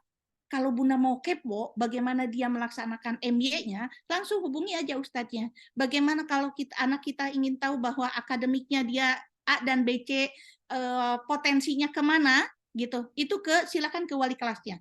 Jadi bukan saatnya langsung, karena baru ketemu, ingat ya nak, sholat ya, ininya ya, UKJ-nya kamu berapa, ininya berapa gitu. Enggak boleh kayak gitu. Apa yang kamu rasakan nak? Ini ya, insya Allah ini ya, banyak sekali teman kamu ya, ada yang dari mana saja di kamar. Itu yang dari Aceh, siapa namanya? Ini. Jadi kita juga tahu, tenggelam, masuk, nyelam ke dalam dunia anak kita. Harus tahu teman sekamarnya siapa, sehingga kita bisa mention, misalnya, Jafran gimana?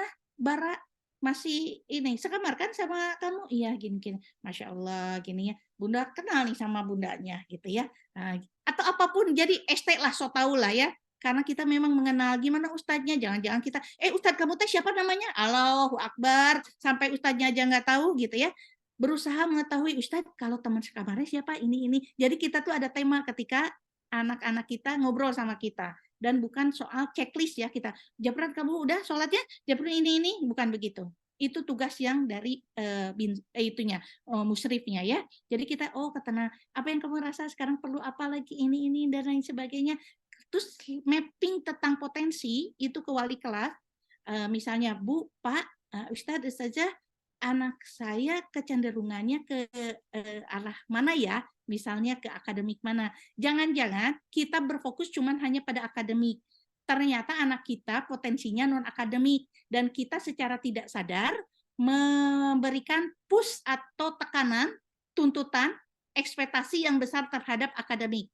Jadi perlu sekali ayah dan bunda mengetahui potensi anak kita ada di akademik atau non-akademik. Yang penting skillnya, dan nggak ada jaminan pintar matematika masuk surga ya, gitu ya. Intinya seperti itu ya. Jadi tolong akademik atau non-akademik sama-sama prestasi. Tugas kita sekarang mengawal mereka menemukan potensi dan jati dirinya, lalu memberikan fasilitas untuk mengasahnya menjadi skill. Karena energi mereka sangat besar. Ketika kita ada push, mereka langsung self development. Ketika mereka ada push dan dilihatnya adalah sosok ibu yang otoritas, dia tidak menyukai sosok perempuan. Dan itu menyebabkan dia perempuan padahal dia saat akhir balik harus nyaman dengan perempuan yang akan nanti dia jadikan pasangan hidupnya kelak. Nggak usah gitu, nanti kamu nikah sama perempuan ya yang kayak Bunda, nggak, bukan begitu juga gitu ya, tapi tetap memberikan ini, sosok perempuan ini nanti di alam bawah sadarnya, di dalam pandangan dia. Just it, wah luar biasa. Aku laki-laki disuplai oleh ayah, super egonya, cara menanggulangi problem solvingnya, bertindak dan berperilaku sebagai ayah. Namun ini perempuan memang membuat ada sisi cinta yang terselip di sini, ibundanya. Insya Allah portofolio itu ketika anak dekat dengan ibunya, maka kelak dia akan mencari sosok perempuan calon istrinya itu seperti ibunya, bukan wajahnya, tapi kurang lebih karakternya. Tapi ketika dia benci kepada ibunya adalah toksik bagi dirinya, dia akan mencari sosok yang berseberangan dengan ibunya. Wallahu a'lam bishawab. Mudah-mudahan ini membantu. Assalamualaikum warahmatullahi wabarakatuh. Waalaikumsalam warahmatullahi wabarakatuh. Terima kasih Bunda Evi. Masya Allah, tabarakallah, pemaparan yang sangat menginspirasi kita semua ya Bunda. Nah, selanjutnya kami Iya. buka sesi tanya jawab. Ya, silahkan langsung raise hand bagi yang ingin bertanya langsung. Nanti kita bukakan mic-nya atau boleh menyampaikan lewat Chatting lewat chat. chat, kolom chat di sini. Di kolom chat sudah ada yang bertanya, ini dari OTS Asyam ya, kelas 8C. Pertanyaannya, bagaimana cara atau adakah cara kita menggali potensi pada anak kita selain dari tes minat dan bakat? Ya, Bunda Evi. Oke, dijawab Bagaimana? langsung ya? Silahkan, Bunda. Sudah dibaca. Iya, boleh. Bunda Bara, insya Allah saya jawab langsung ya. Nah, mudah-mudahan Ya, biasanya ada silahkan, Bunda. betul, karena mungkin saja ini pertanyaan yang dari OTS yang lain gitu ya, insya Allah. Nah, memang saya memakai data itu adalah data primer dan data sekunder, kalau saya katakan ya gitu. Data primer itu adalah bentuk dari psikotes, yang kemudian lapisan keduanya talent mapping, yang ketiga adalah portofolio dari perjalanan akademisnya gitu ya, dan yang ketiga adalah torehan prestasi atau minat dan bakatnya dalam eksekusi di lapangan atau kenyataan atau realnya gitu ya. Nah, itu sebagai bahan dari data itu adalah data yang memang perdata ya, on the paper gitu ya. Nah, kemudian itu data primer. Data primernya adalah interview. Interview saya lakukan misalnya nah, kamu suka melakukan apa? Ininya apa gitu, tapi tentu saja bukan berarti saya memakai interview kepegawaian ya, minat kamu apa, bakat kamu apa, tapi ngobrol gitu, ketemu dengan saya ngobrol bla bla bla, oh ya oh, gitu ngobrol aja. Dari situ saya membuat catatan, oh ini sebagai data sekunder.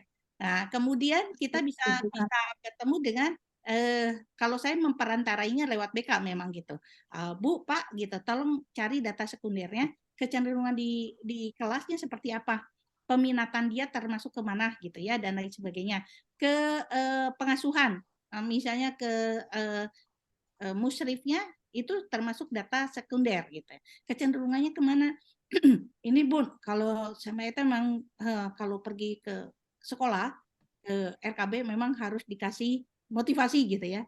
Karena tapi kalau tanding-tanding nih, kemarin saya ada pertanyaan dari OTS juga di SMA dan qadarullah di situ ada ininya yang jadi MC-nya adalah guru ekskulnya ya, Ustadz Novi kalau nggak saya. Nah, iya Bun, saya menemukan fenomena nih, dia ikut bertanya gitu, nge-MC tapi ikut nanya gitu ya.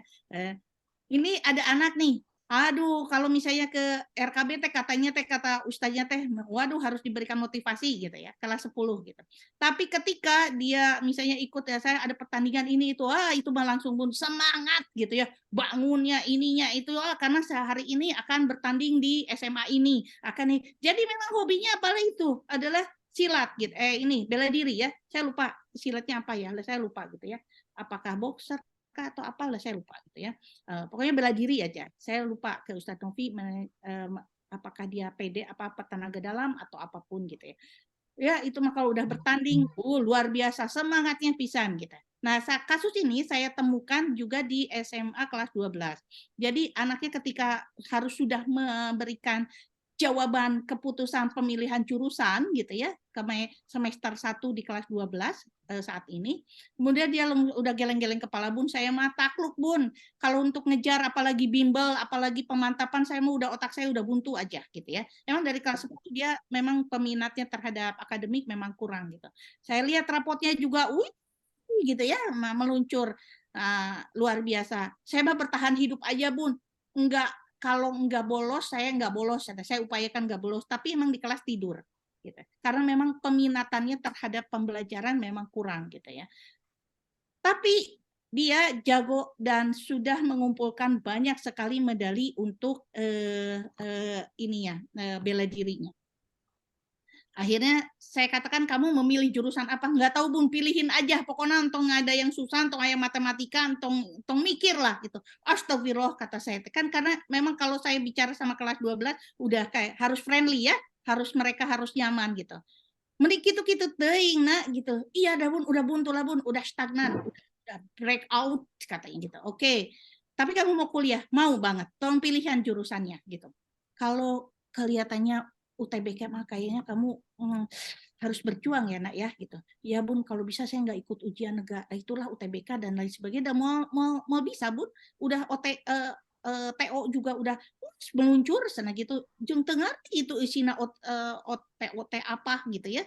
Sok we Bunda lihat emang TO-nya itu luar biasa. Yang lain 400-an, 500-an, dia 250 Bunda atau 25 nilainya. Itu sangat berat ya untuk masuk UTBK gitu. Saya katakan gini, nak kamu kumpulkan aja prestasi, ada berapa, ini, langsung didokumentasikan, semua prestasinya didokumentasikan, bla bla bla bla, portofolionya ini dan ini, kurang satu untuk nasional ya, baik Bunda, dan sudah nasional dia bisa jalur prestasi. Udah jadi ke UPI saja ya, masuk kemana Bun? Ke PJOK.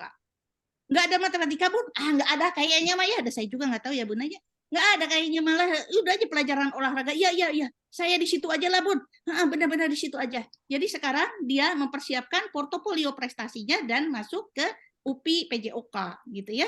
Karena ada beberapa yang kekhasan seperti ini, karena udah SMA ya. Saya mengambil contoh udah SMA, udah framingnya udah jadi gitu. Dia jadi atlet Bunda. Dia memang atlet. Jago banget dia, jago banget bertanding. Medalinya selalu saya lihat di ini pengumuman medali emas, medalinya benar memang gini. Udah kamu mah pokoknya presensi tetap ada, nggak boleh bolos di kelas. Iya Bun, tunduh kumah Bun. Iya, minta izin aja lah tunduh mah pokoknya kamu harus berhikmat, harus cari berkahnya dari gurumu, bertahan hidup di kelas, oke? Entong hindari maksiat dan kamu bertanding we kerjaan. Bener Bun. Dispen Bun. Iya, nanti Bunda akan follow up ini. Kamu mau ada pertandingan ini itu pasti butuh dispen, nanti dititipin ke pengasuhan kesiswaan, insya Allah kamu kerjanya adalah bertanding. Wah bahagia sekali Bunda. Benar Bun, saya tugasnya bertanding. Iya, harumkan nama DT lewat pertandingan itu ya nak gitu, tapi nggak boleh bolos ya. Iya Bun, iya. Dan kenakalannya langsung menurun Bun. Dia memang sudah dapat SP karena memang jenuh di kelas. Jadi bingung, udah nggak keterima aja Bun gitu ya. Secara IQ memang memang tidak support terhadap itu, tapi secara multiple intelligence dia kinestetik. Habis kinestetiknya memang dia orang lapangan dan memang bagus prestasinya di non akademis. Nah itu Bunda, dia ketemu saya karena ada pelanggaran mabal di tengah malam gitu ya, gitu begitulah gitu ya, anak-anak luar biasa ya, ketangkap sama CCTV, dipanggil dan memang banyak SP karena jenuh Bun, saya teh kudu naon deui Bun, ieu teh cenah gitu dan lain sebagainya. Tapi alhamdulillah sekarang kondusif karena kenapa? Divalidasi. Nah, udah saja hidup Pak ya. Jangan keluar dari jalan Allah, jangan deketin maksiat gitu ya. Bun, kumaha saya teh masih ngarokok. Atuh begini ya, kalau atlet ngerokok nanti kamu akan tidak tahan 30 tahun karena paru-paru kamu udah rusak. Jadi prestasi kamu mau jadi ngapain? Oh nyanya berhenti ngerokok karena untuk prestasi atlet kamu. Oh iya, dia berhenti. Terus terang Bun, kalau anak-anak itu cerita ke saya, Bun, pape Bun, nyumputkan pape di sini Bun, di ini. Ya, Bunda jangan bilang-bilang bisnisnya, saya teh masih kena ngarokoknya di sini dan di sini gitu ya. Saya teh ya bagaimana mungkin sebagaimana mungkin memakai teknik bagaimana mereka supaya tidak ada pelanggaran, tapi saya menempatkan sebagai ibu mereka diarahkan ke dalam potensi-potensi melalui rekayasa, bukan manipulasi ya Bun. Saya pakai rekayasa sehingga mereka pelanggarannya insya Allah menurun lewat treatment. Itu yang kita lakukan ya Bunda ya, karena memang ketika masuk ke SMA mereka sudah jadi orang dewasa. Untuk membelokkannya perlu treatment. Nah, ini anak-anak kita di SMP sangat masih imut-imut dan unyu-unyu di kelas 7. pengetahuan mereka terhadap dunia luar mungkin tidak sebanyak kakak-kakaknya. Untuk itu, kita langsung mengalihkan, memframing mereka lewat penemuan potensi. Data primer tadi lewat tes-tes tadi, lewat sekunder, lewat wawancara interview. Insya Allah di situ kita akan menemukan. Ayah dan Bunda, kalau ingin konsultasi dengan Biro Psikologi ada 2 orang. Konsultasi dengan itu melalui BK dulu, maka informasinya di BK, jadwal saya hari apa saja, itu memang appointment. Karena sehari itu saya nggak mungkin menerima banyak orang tua siswa gitu ya, tapi terjadwal. Kalau yang jauh gimana Bun? Nge-Zoom aja, tapi ada jadwalnya, misalnya janjian gitu ya. Bun, ini OTS siswa ini akan Zoom tanggal sekian waktunya dan kapan dan lain sebagainya. Itu data dipersiapkan dulu, karena ada segitiga Bunda untuk menentukan anak kita mau melangkah di mana atau menemukan jati dirinya lewat talentnya. Karena fitrah bakat itu pasti ada di setiap anak. Even anak itu adalah berkebutuhan khusus, apalagi anak. Nah, segitiga itu apa? 1, ekspektasi orang tua. Yang kedua, dreaming dari anak itu sendiri atau keinginan dari anak sendiri. Yang ketiga adalah data primer atau sekunder.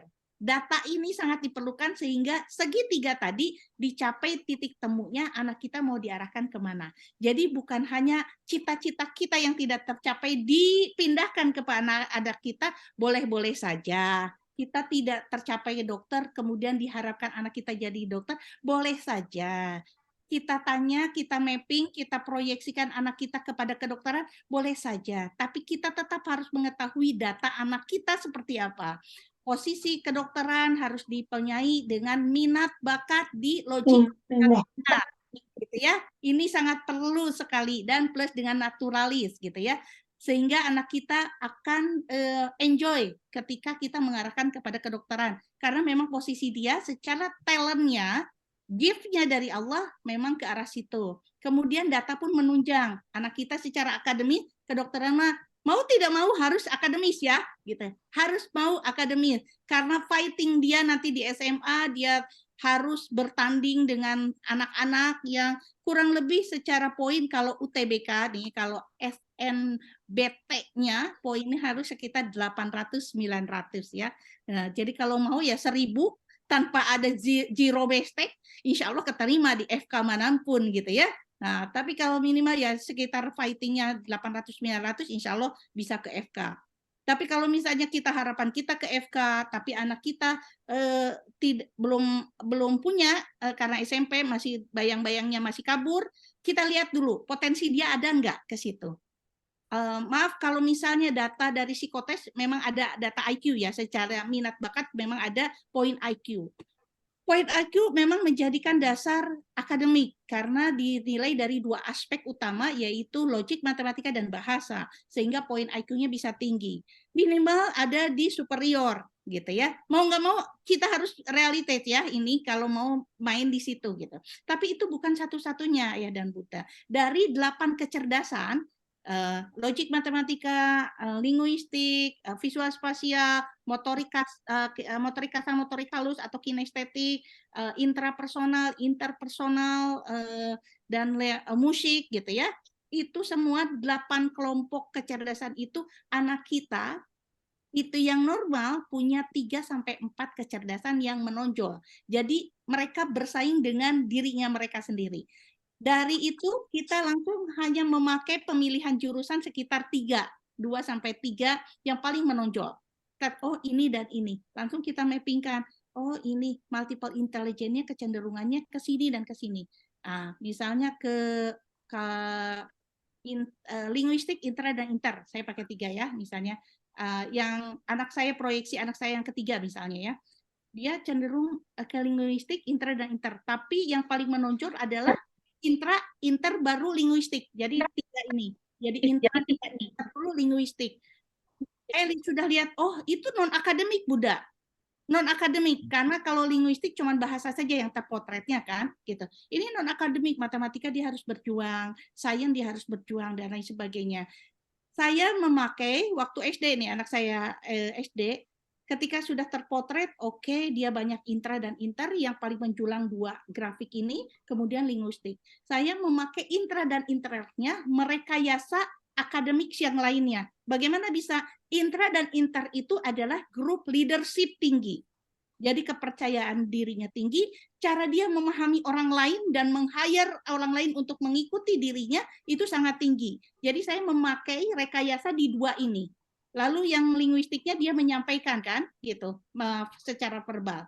Nah, rekayasa ini saya pakai untuk mempush secara normal, secara spontan, secara naturalis, bagaimana dia menjadi leader yang bisa menjadikan pemimpin bagi lingkungannya. Sehingga tanpa sadar dia akan berusaha keras untuk memperoleh nilai tertinggi menurut dia, menurut kemampuannya. Secara tidak sadar, akhirnya akademik dia naik. Di SMP dia posisi dia ke satu, kedua, ketiga, terus aja posisi itu, dan akhir-akhir SMP dia memperoleh yang tertinggi. Di SMA kemarin tetap karena leadership-nya memaksakan dengan sangat natural, bahwa dia adalah pemimpin, maka dia harus berbuat yang terbaik gitu.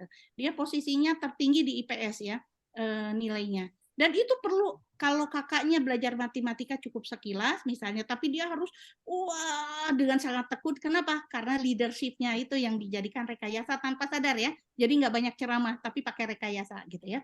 Bagaimana rekayasanya? Itu berapa SKS lagi kita harus ngobrol ya. Nanti aja ya, konsul saja ya. Nah, langsung alhamdulillah kemarin lulus SMA dengan nilai tertinggi di bahkan seangkatannya ya, di IPA IPS.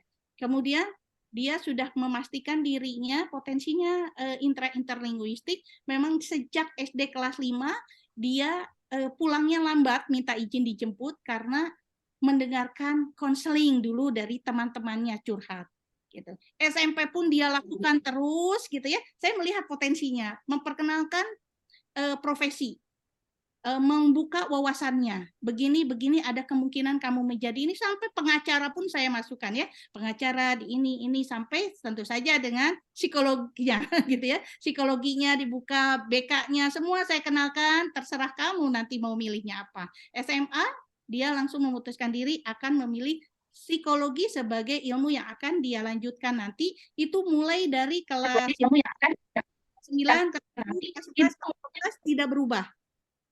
Alhamdulillah Allah memberikan qadarullah-nya, karena dia IPS, pilihannya di Bandung hanya UPI ya, negerinya yang psikologi IPS, karena Unpad itu dari IPA gitu ya. Mungkin dia masuk karena misalnya nilai UTBK-nya besar di Unpad, tapi dia bukan anak IPA. Artinya bukan karena jurusan dia IPS, tapi dia memang bukan anak IPA.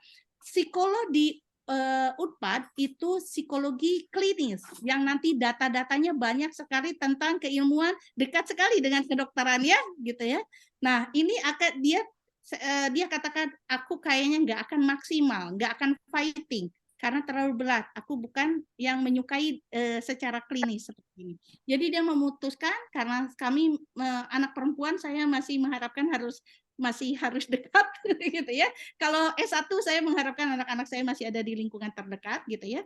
Maka UPI menjadi pilihan dia. Secara qadarullah juga Allah memilihkan UPI di psikologi UPI yang memang basicnya secara IPS dia enjoy di dalamnya. Nah seperti itu kita harus mengetahui secara detail anak-anak kita kecenderungan kemana gitu ya. Insya Allah itu tentang minat dan bakat.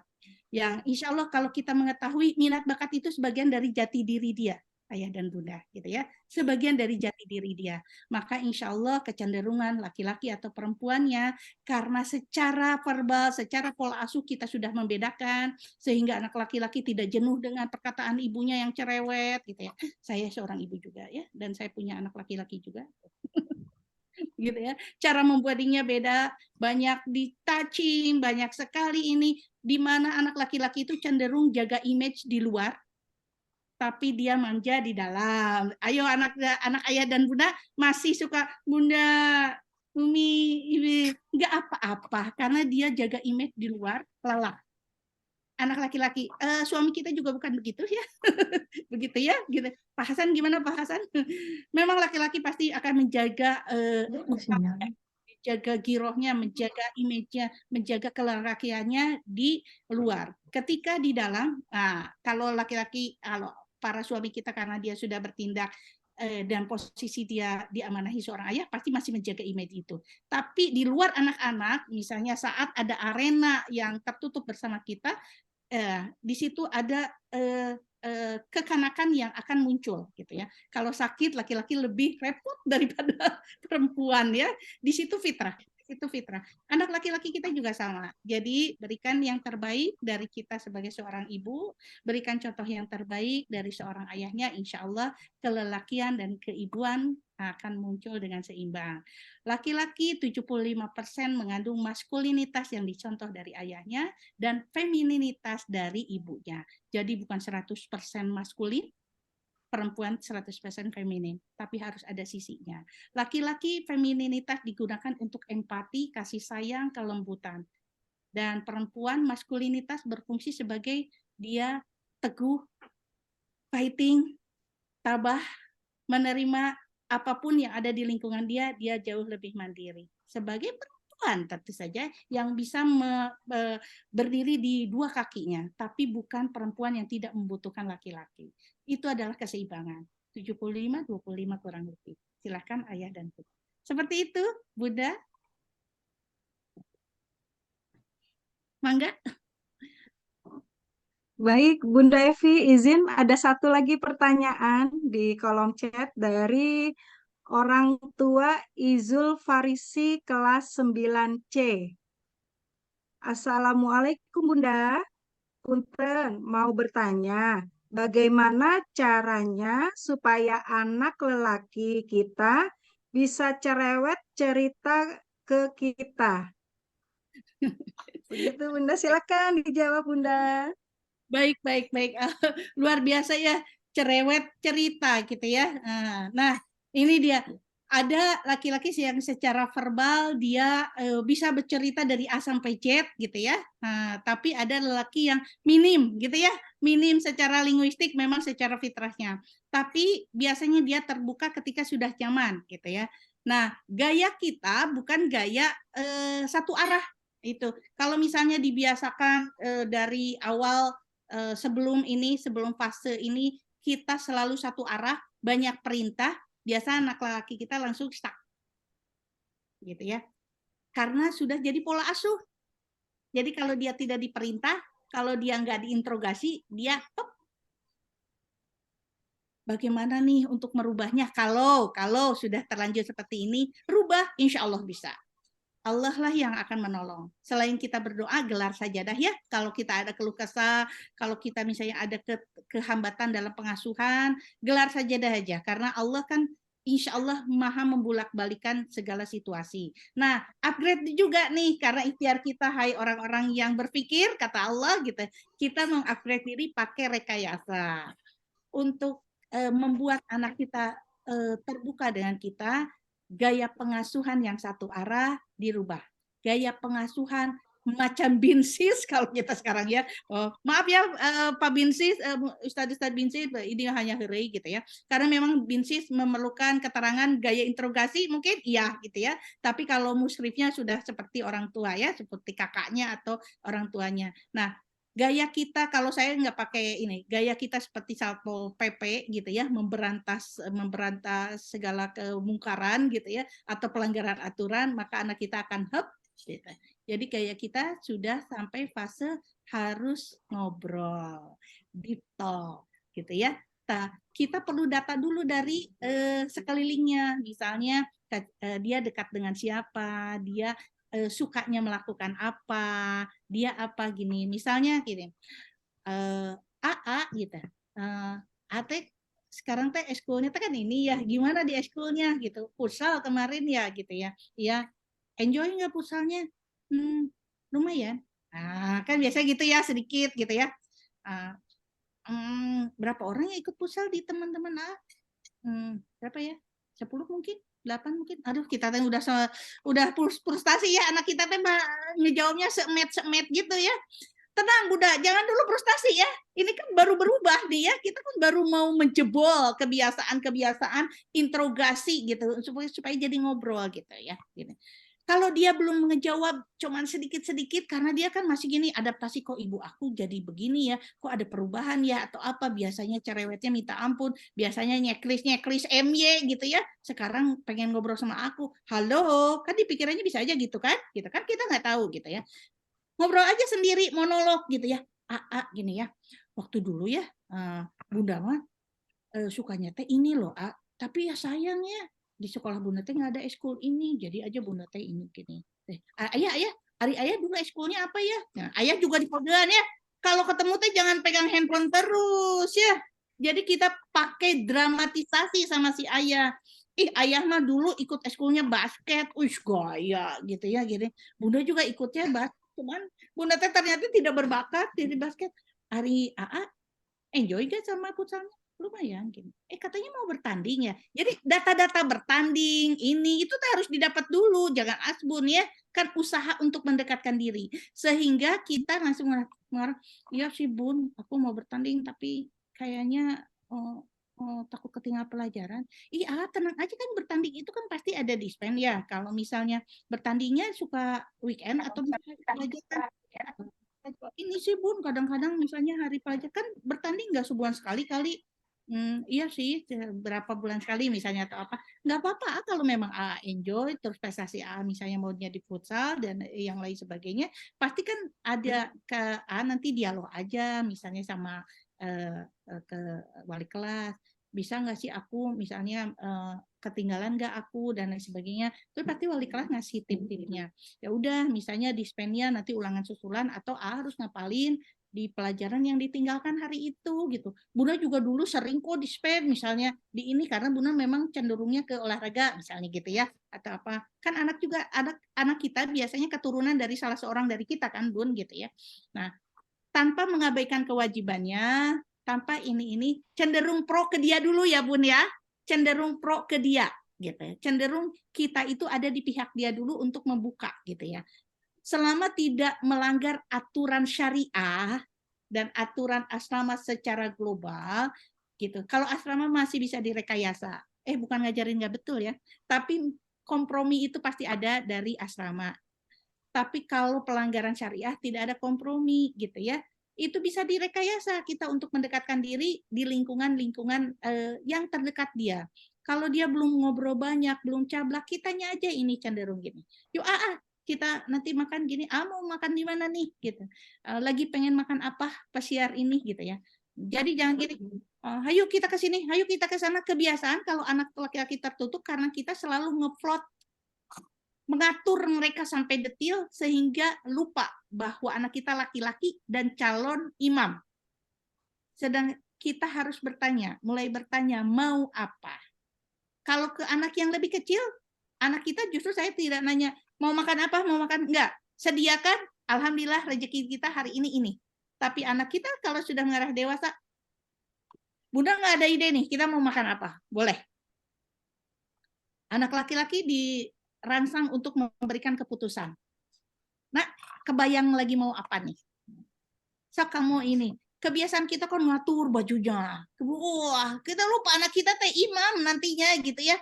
Akhirnya dia terbiasa diatur, terbiasa ini. Thinkingnya dia nggak jalan.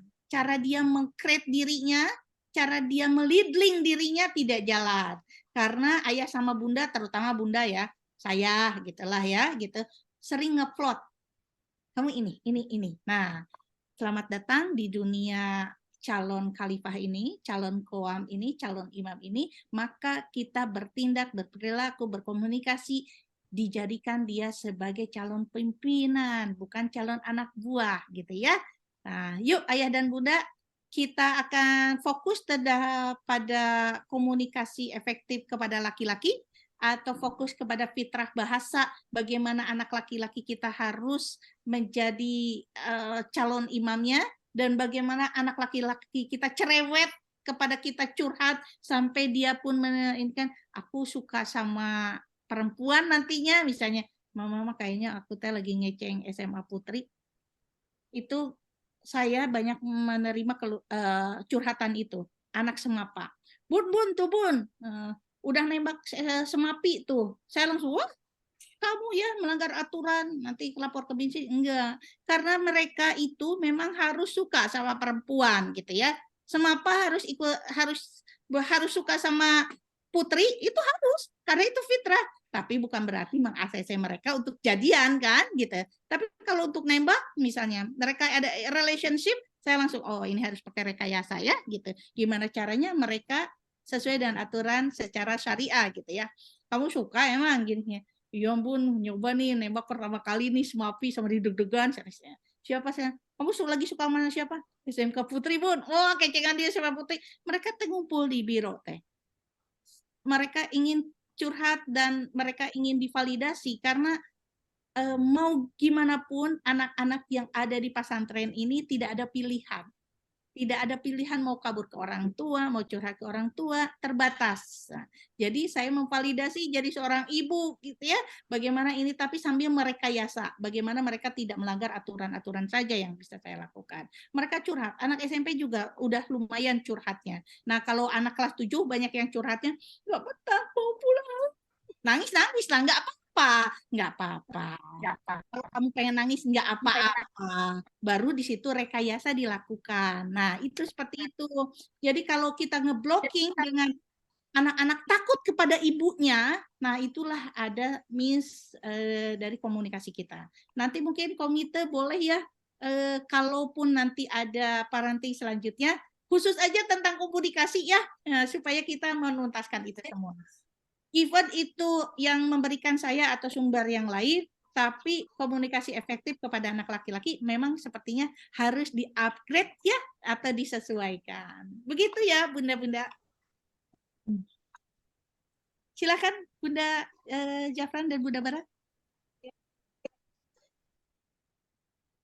Baik. Masya Allah. Baik, Masya Allah, Bunda Bara, Bunda Evi. Banyak pertanyaan di kolom chat, ada juga yang raise hand. Tetapi mengingat keterbatasan waktu, kami sudahi dulu, Bunda. Gitu. Jadi sesi tanya jawab kita cukupkan sampai di sini. Kami mohon maaf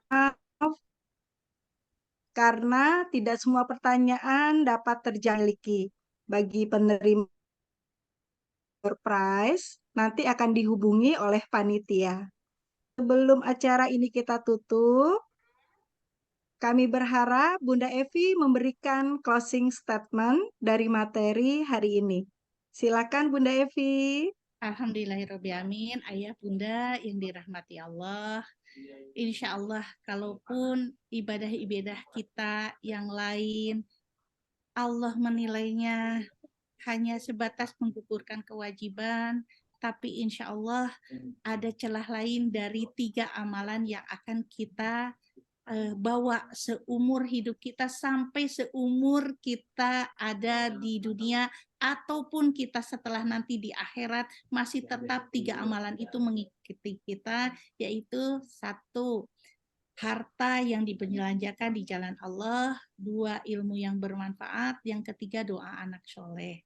Nah, harapan-harapan doa anak soleh itulah yang kita insya Allah mudah-mudahan menjadi pertimbangan Allah mengantarkan kita, menempatkan kita di jannahnya. Ayah dan bunda, lebih baik hari ini kita berpeluh-peluh, banjir keringat, dan berlelah-lelah daripada di yaumil akhir nanti kita lelah menghadapi siksaan dan azab dari Allah. Nauzubillah min dzalik. Yuk ayah dan bunda, sekecil apapun ikhtiar kita pasti akan ada celah di mana akan mendapatkan perubahan. Jangan putus asa. Kalaupun ini belum berubah, teruslah kita berikhtiar. Jangan merasa kita insecure atau ya Allah terlambat ya kita. Oh ya Allah, mungkinkah kita bisa berakselerasi diri? Insya Allah tidak ada yang tidak mungkin dari Allah.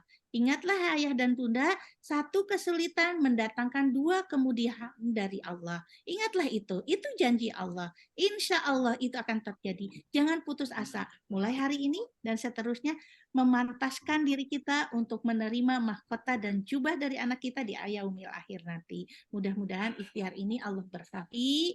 Mudah-mudahan ikhtiar ini Allah berikan jalan keluar dari kesulitan apapun. jangan berputus asa terhadap pertolongan Allah. Kewajiban kita ikhtiar dan tawakal. Tidak salah satunya. Karena seperti mata uang yang ada di sisi kedua sisinya, ikhtiar dan tawakal. Ikhtiar adalah tawakal yang benar. Itu yang saya bisa ambil dari ajaran AA. AA selalu memberikan pengingat bagi kita. Ikhtiar adalah tawakal yang benar. Maka tidak ada tawakal tanpa ikhtiar. Termasuk hari ini. Mudah-mudahan ayah bunda tetap semangat. Kalau ayah dan bunda yang mau bertanya lebih lanjut, mau konsultasi baik secara online maupun offline, silakan menghubungi BK-nya di jenjang usianya masing-masing. Atau misalnya mau langsung nggak sabar nih, udah ini masih ada penasaran, silakan DM saja ke ada akun di sana yang biasa saya pakai adalah @punef, atau bisa misalnya ke akun @jelajah fitrah, nggak jadi masalah karena insya Allah nanti akan datang notifnya. Tapi Jelajah Fitrah Academy biasanya saya ekspor tentang anak usia dini. Tapi kalau @bunef itu insya Allah biasa saya menerima DM dari OTS yang misalnya ingin konsultasi secara langsung on the spot melalui media maya, tapi mau ketemu juga mangga, mau nge-zoom juga mangga, insya Allah. Mudah-mudahan semua ini adalah dipandang Allah sebagai ikhtiar kita memantaskan diri menjadi orang tua. Dari kita pasti adalah seorang anak, tapi dari kita kesempatan yang tidak semua orang bisa diberikan oleh Allah. Tidak bisa kita memplotting kita jadi orang tua atau tidak. Itu tidak semua ibu menjadi seorang ibu, tapi menjadi seorang anak pasti insya Allah. Nah, kesempatan kita udah Allah berikan menjadi seorang ibu atau seorang ayah. Maka pergunakanlah, amanahkanlah, tuntaskan, insya Allah semoga Allah memberkahi kita. Mohon maaf jika dalam sharing kali ini banyak kekurangan. Mudah-mudahan ayah dan bunda berkenan untuk memaafkan. Kesempurnaan hanya milik Allah. Tetap semangat. Insya Allah itu bentuk ikhtiar dari kita. Memantaskan diri. Wallahu a'lam bishawab. Assalamualaikum warahmatullahi wabarakatuh. Waalaikumsalam warahmatullahi wabarakatuh. Jazakillah khair Bunda Evi. Terima kasih banyak atas penyampaian materinya dan juga jawaban ya untuk pertanyaan-pertanyaan yang sudah disampaikan ayah bunda. Semoga Bunda Evi sekeluarga senantiasa dalam maghfirah dan keberkahan dari Allah Subhanahu wa taala. Amin ya rabbal alamin. Ayah Bunda Abi Umi Wali Santri SMP DTBS Putra, sebelum mengakhiri acara ini, kami dari komite menginformasikan mengenai perolehan sementara sedekah makanan Hotmul Quran sebesar Rp8.300.000. Alhamdulillah. Sedekah masih dibuka sampai dengan malam ini jam 21, jam 9 malam. Silahkan bisa dikumpulkan secara sukarela kepada rekening bendahara komite. Untuk rekeningnya sudah tertera di grup WhatsApp kelas masing-masing. Ya, Bunda.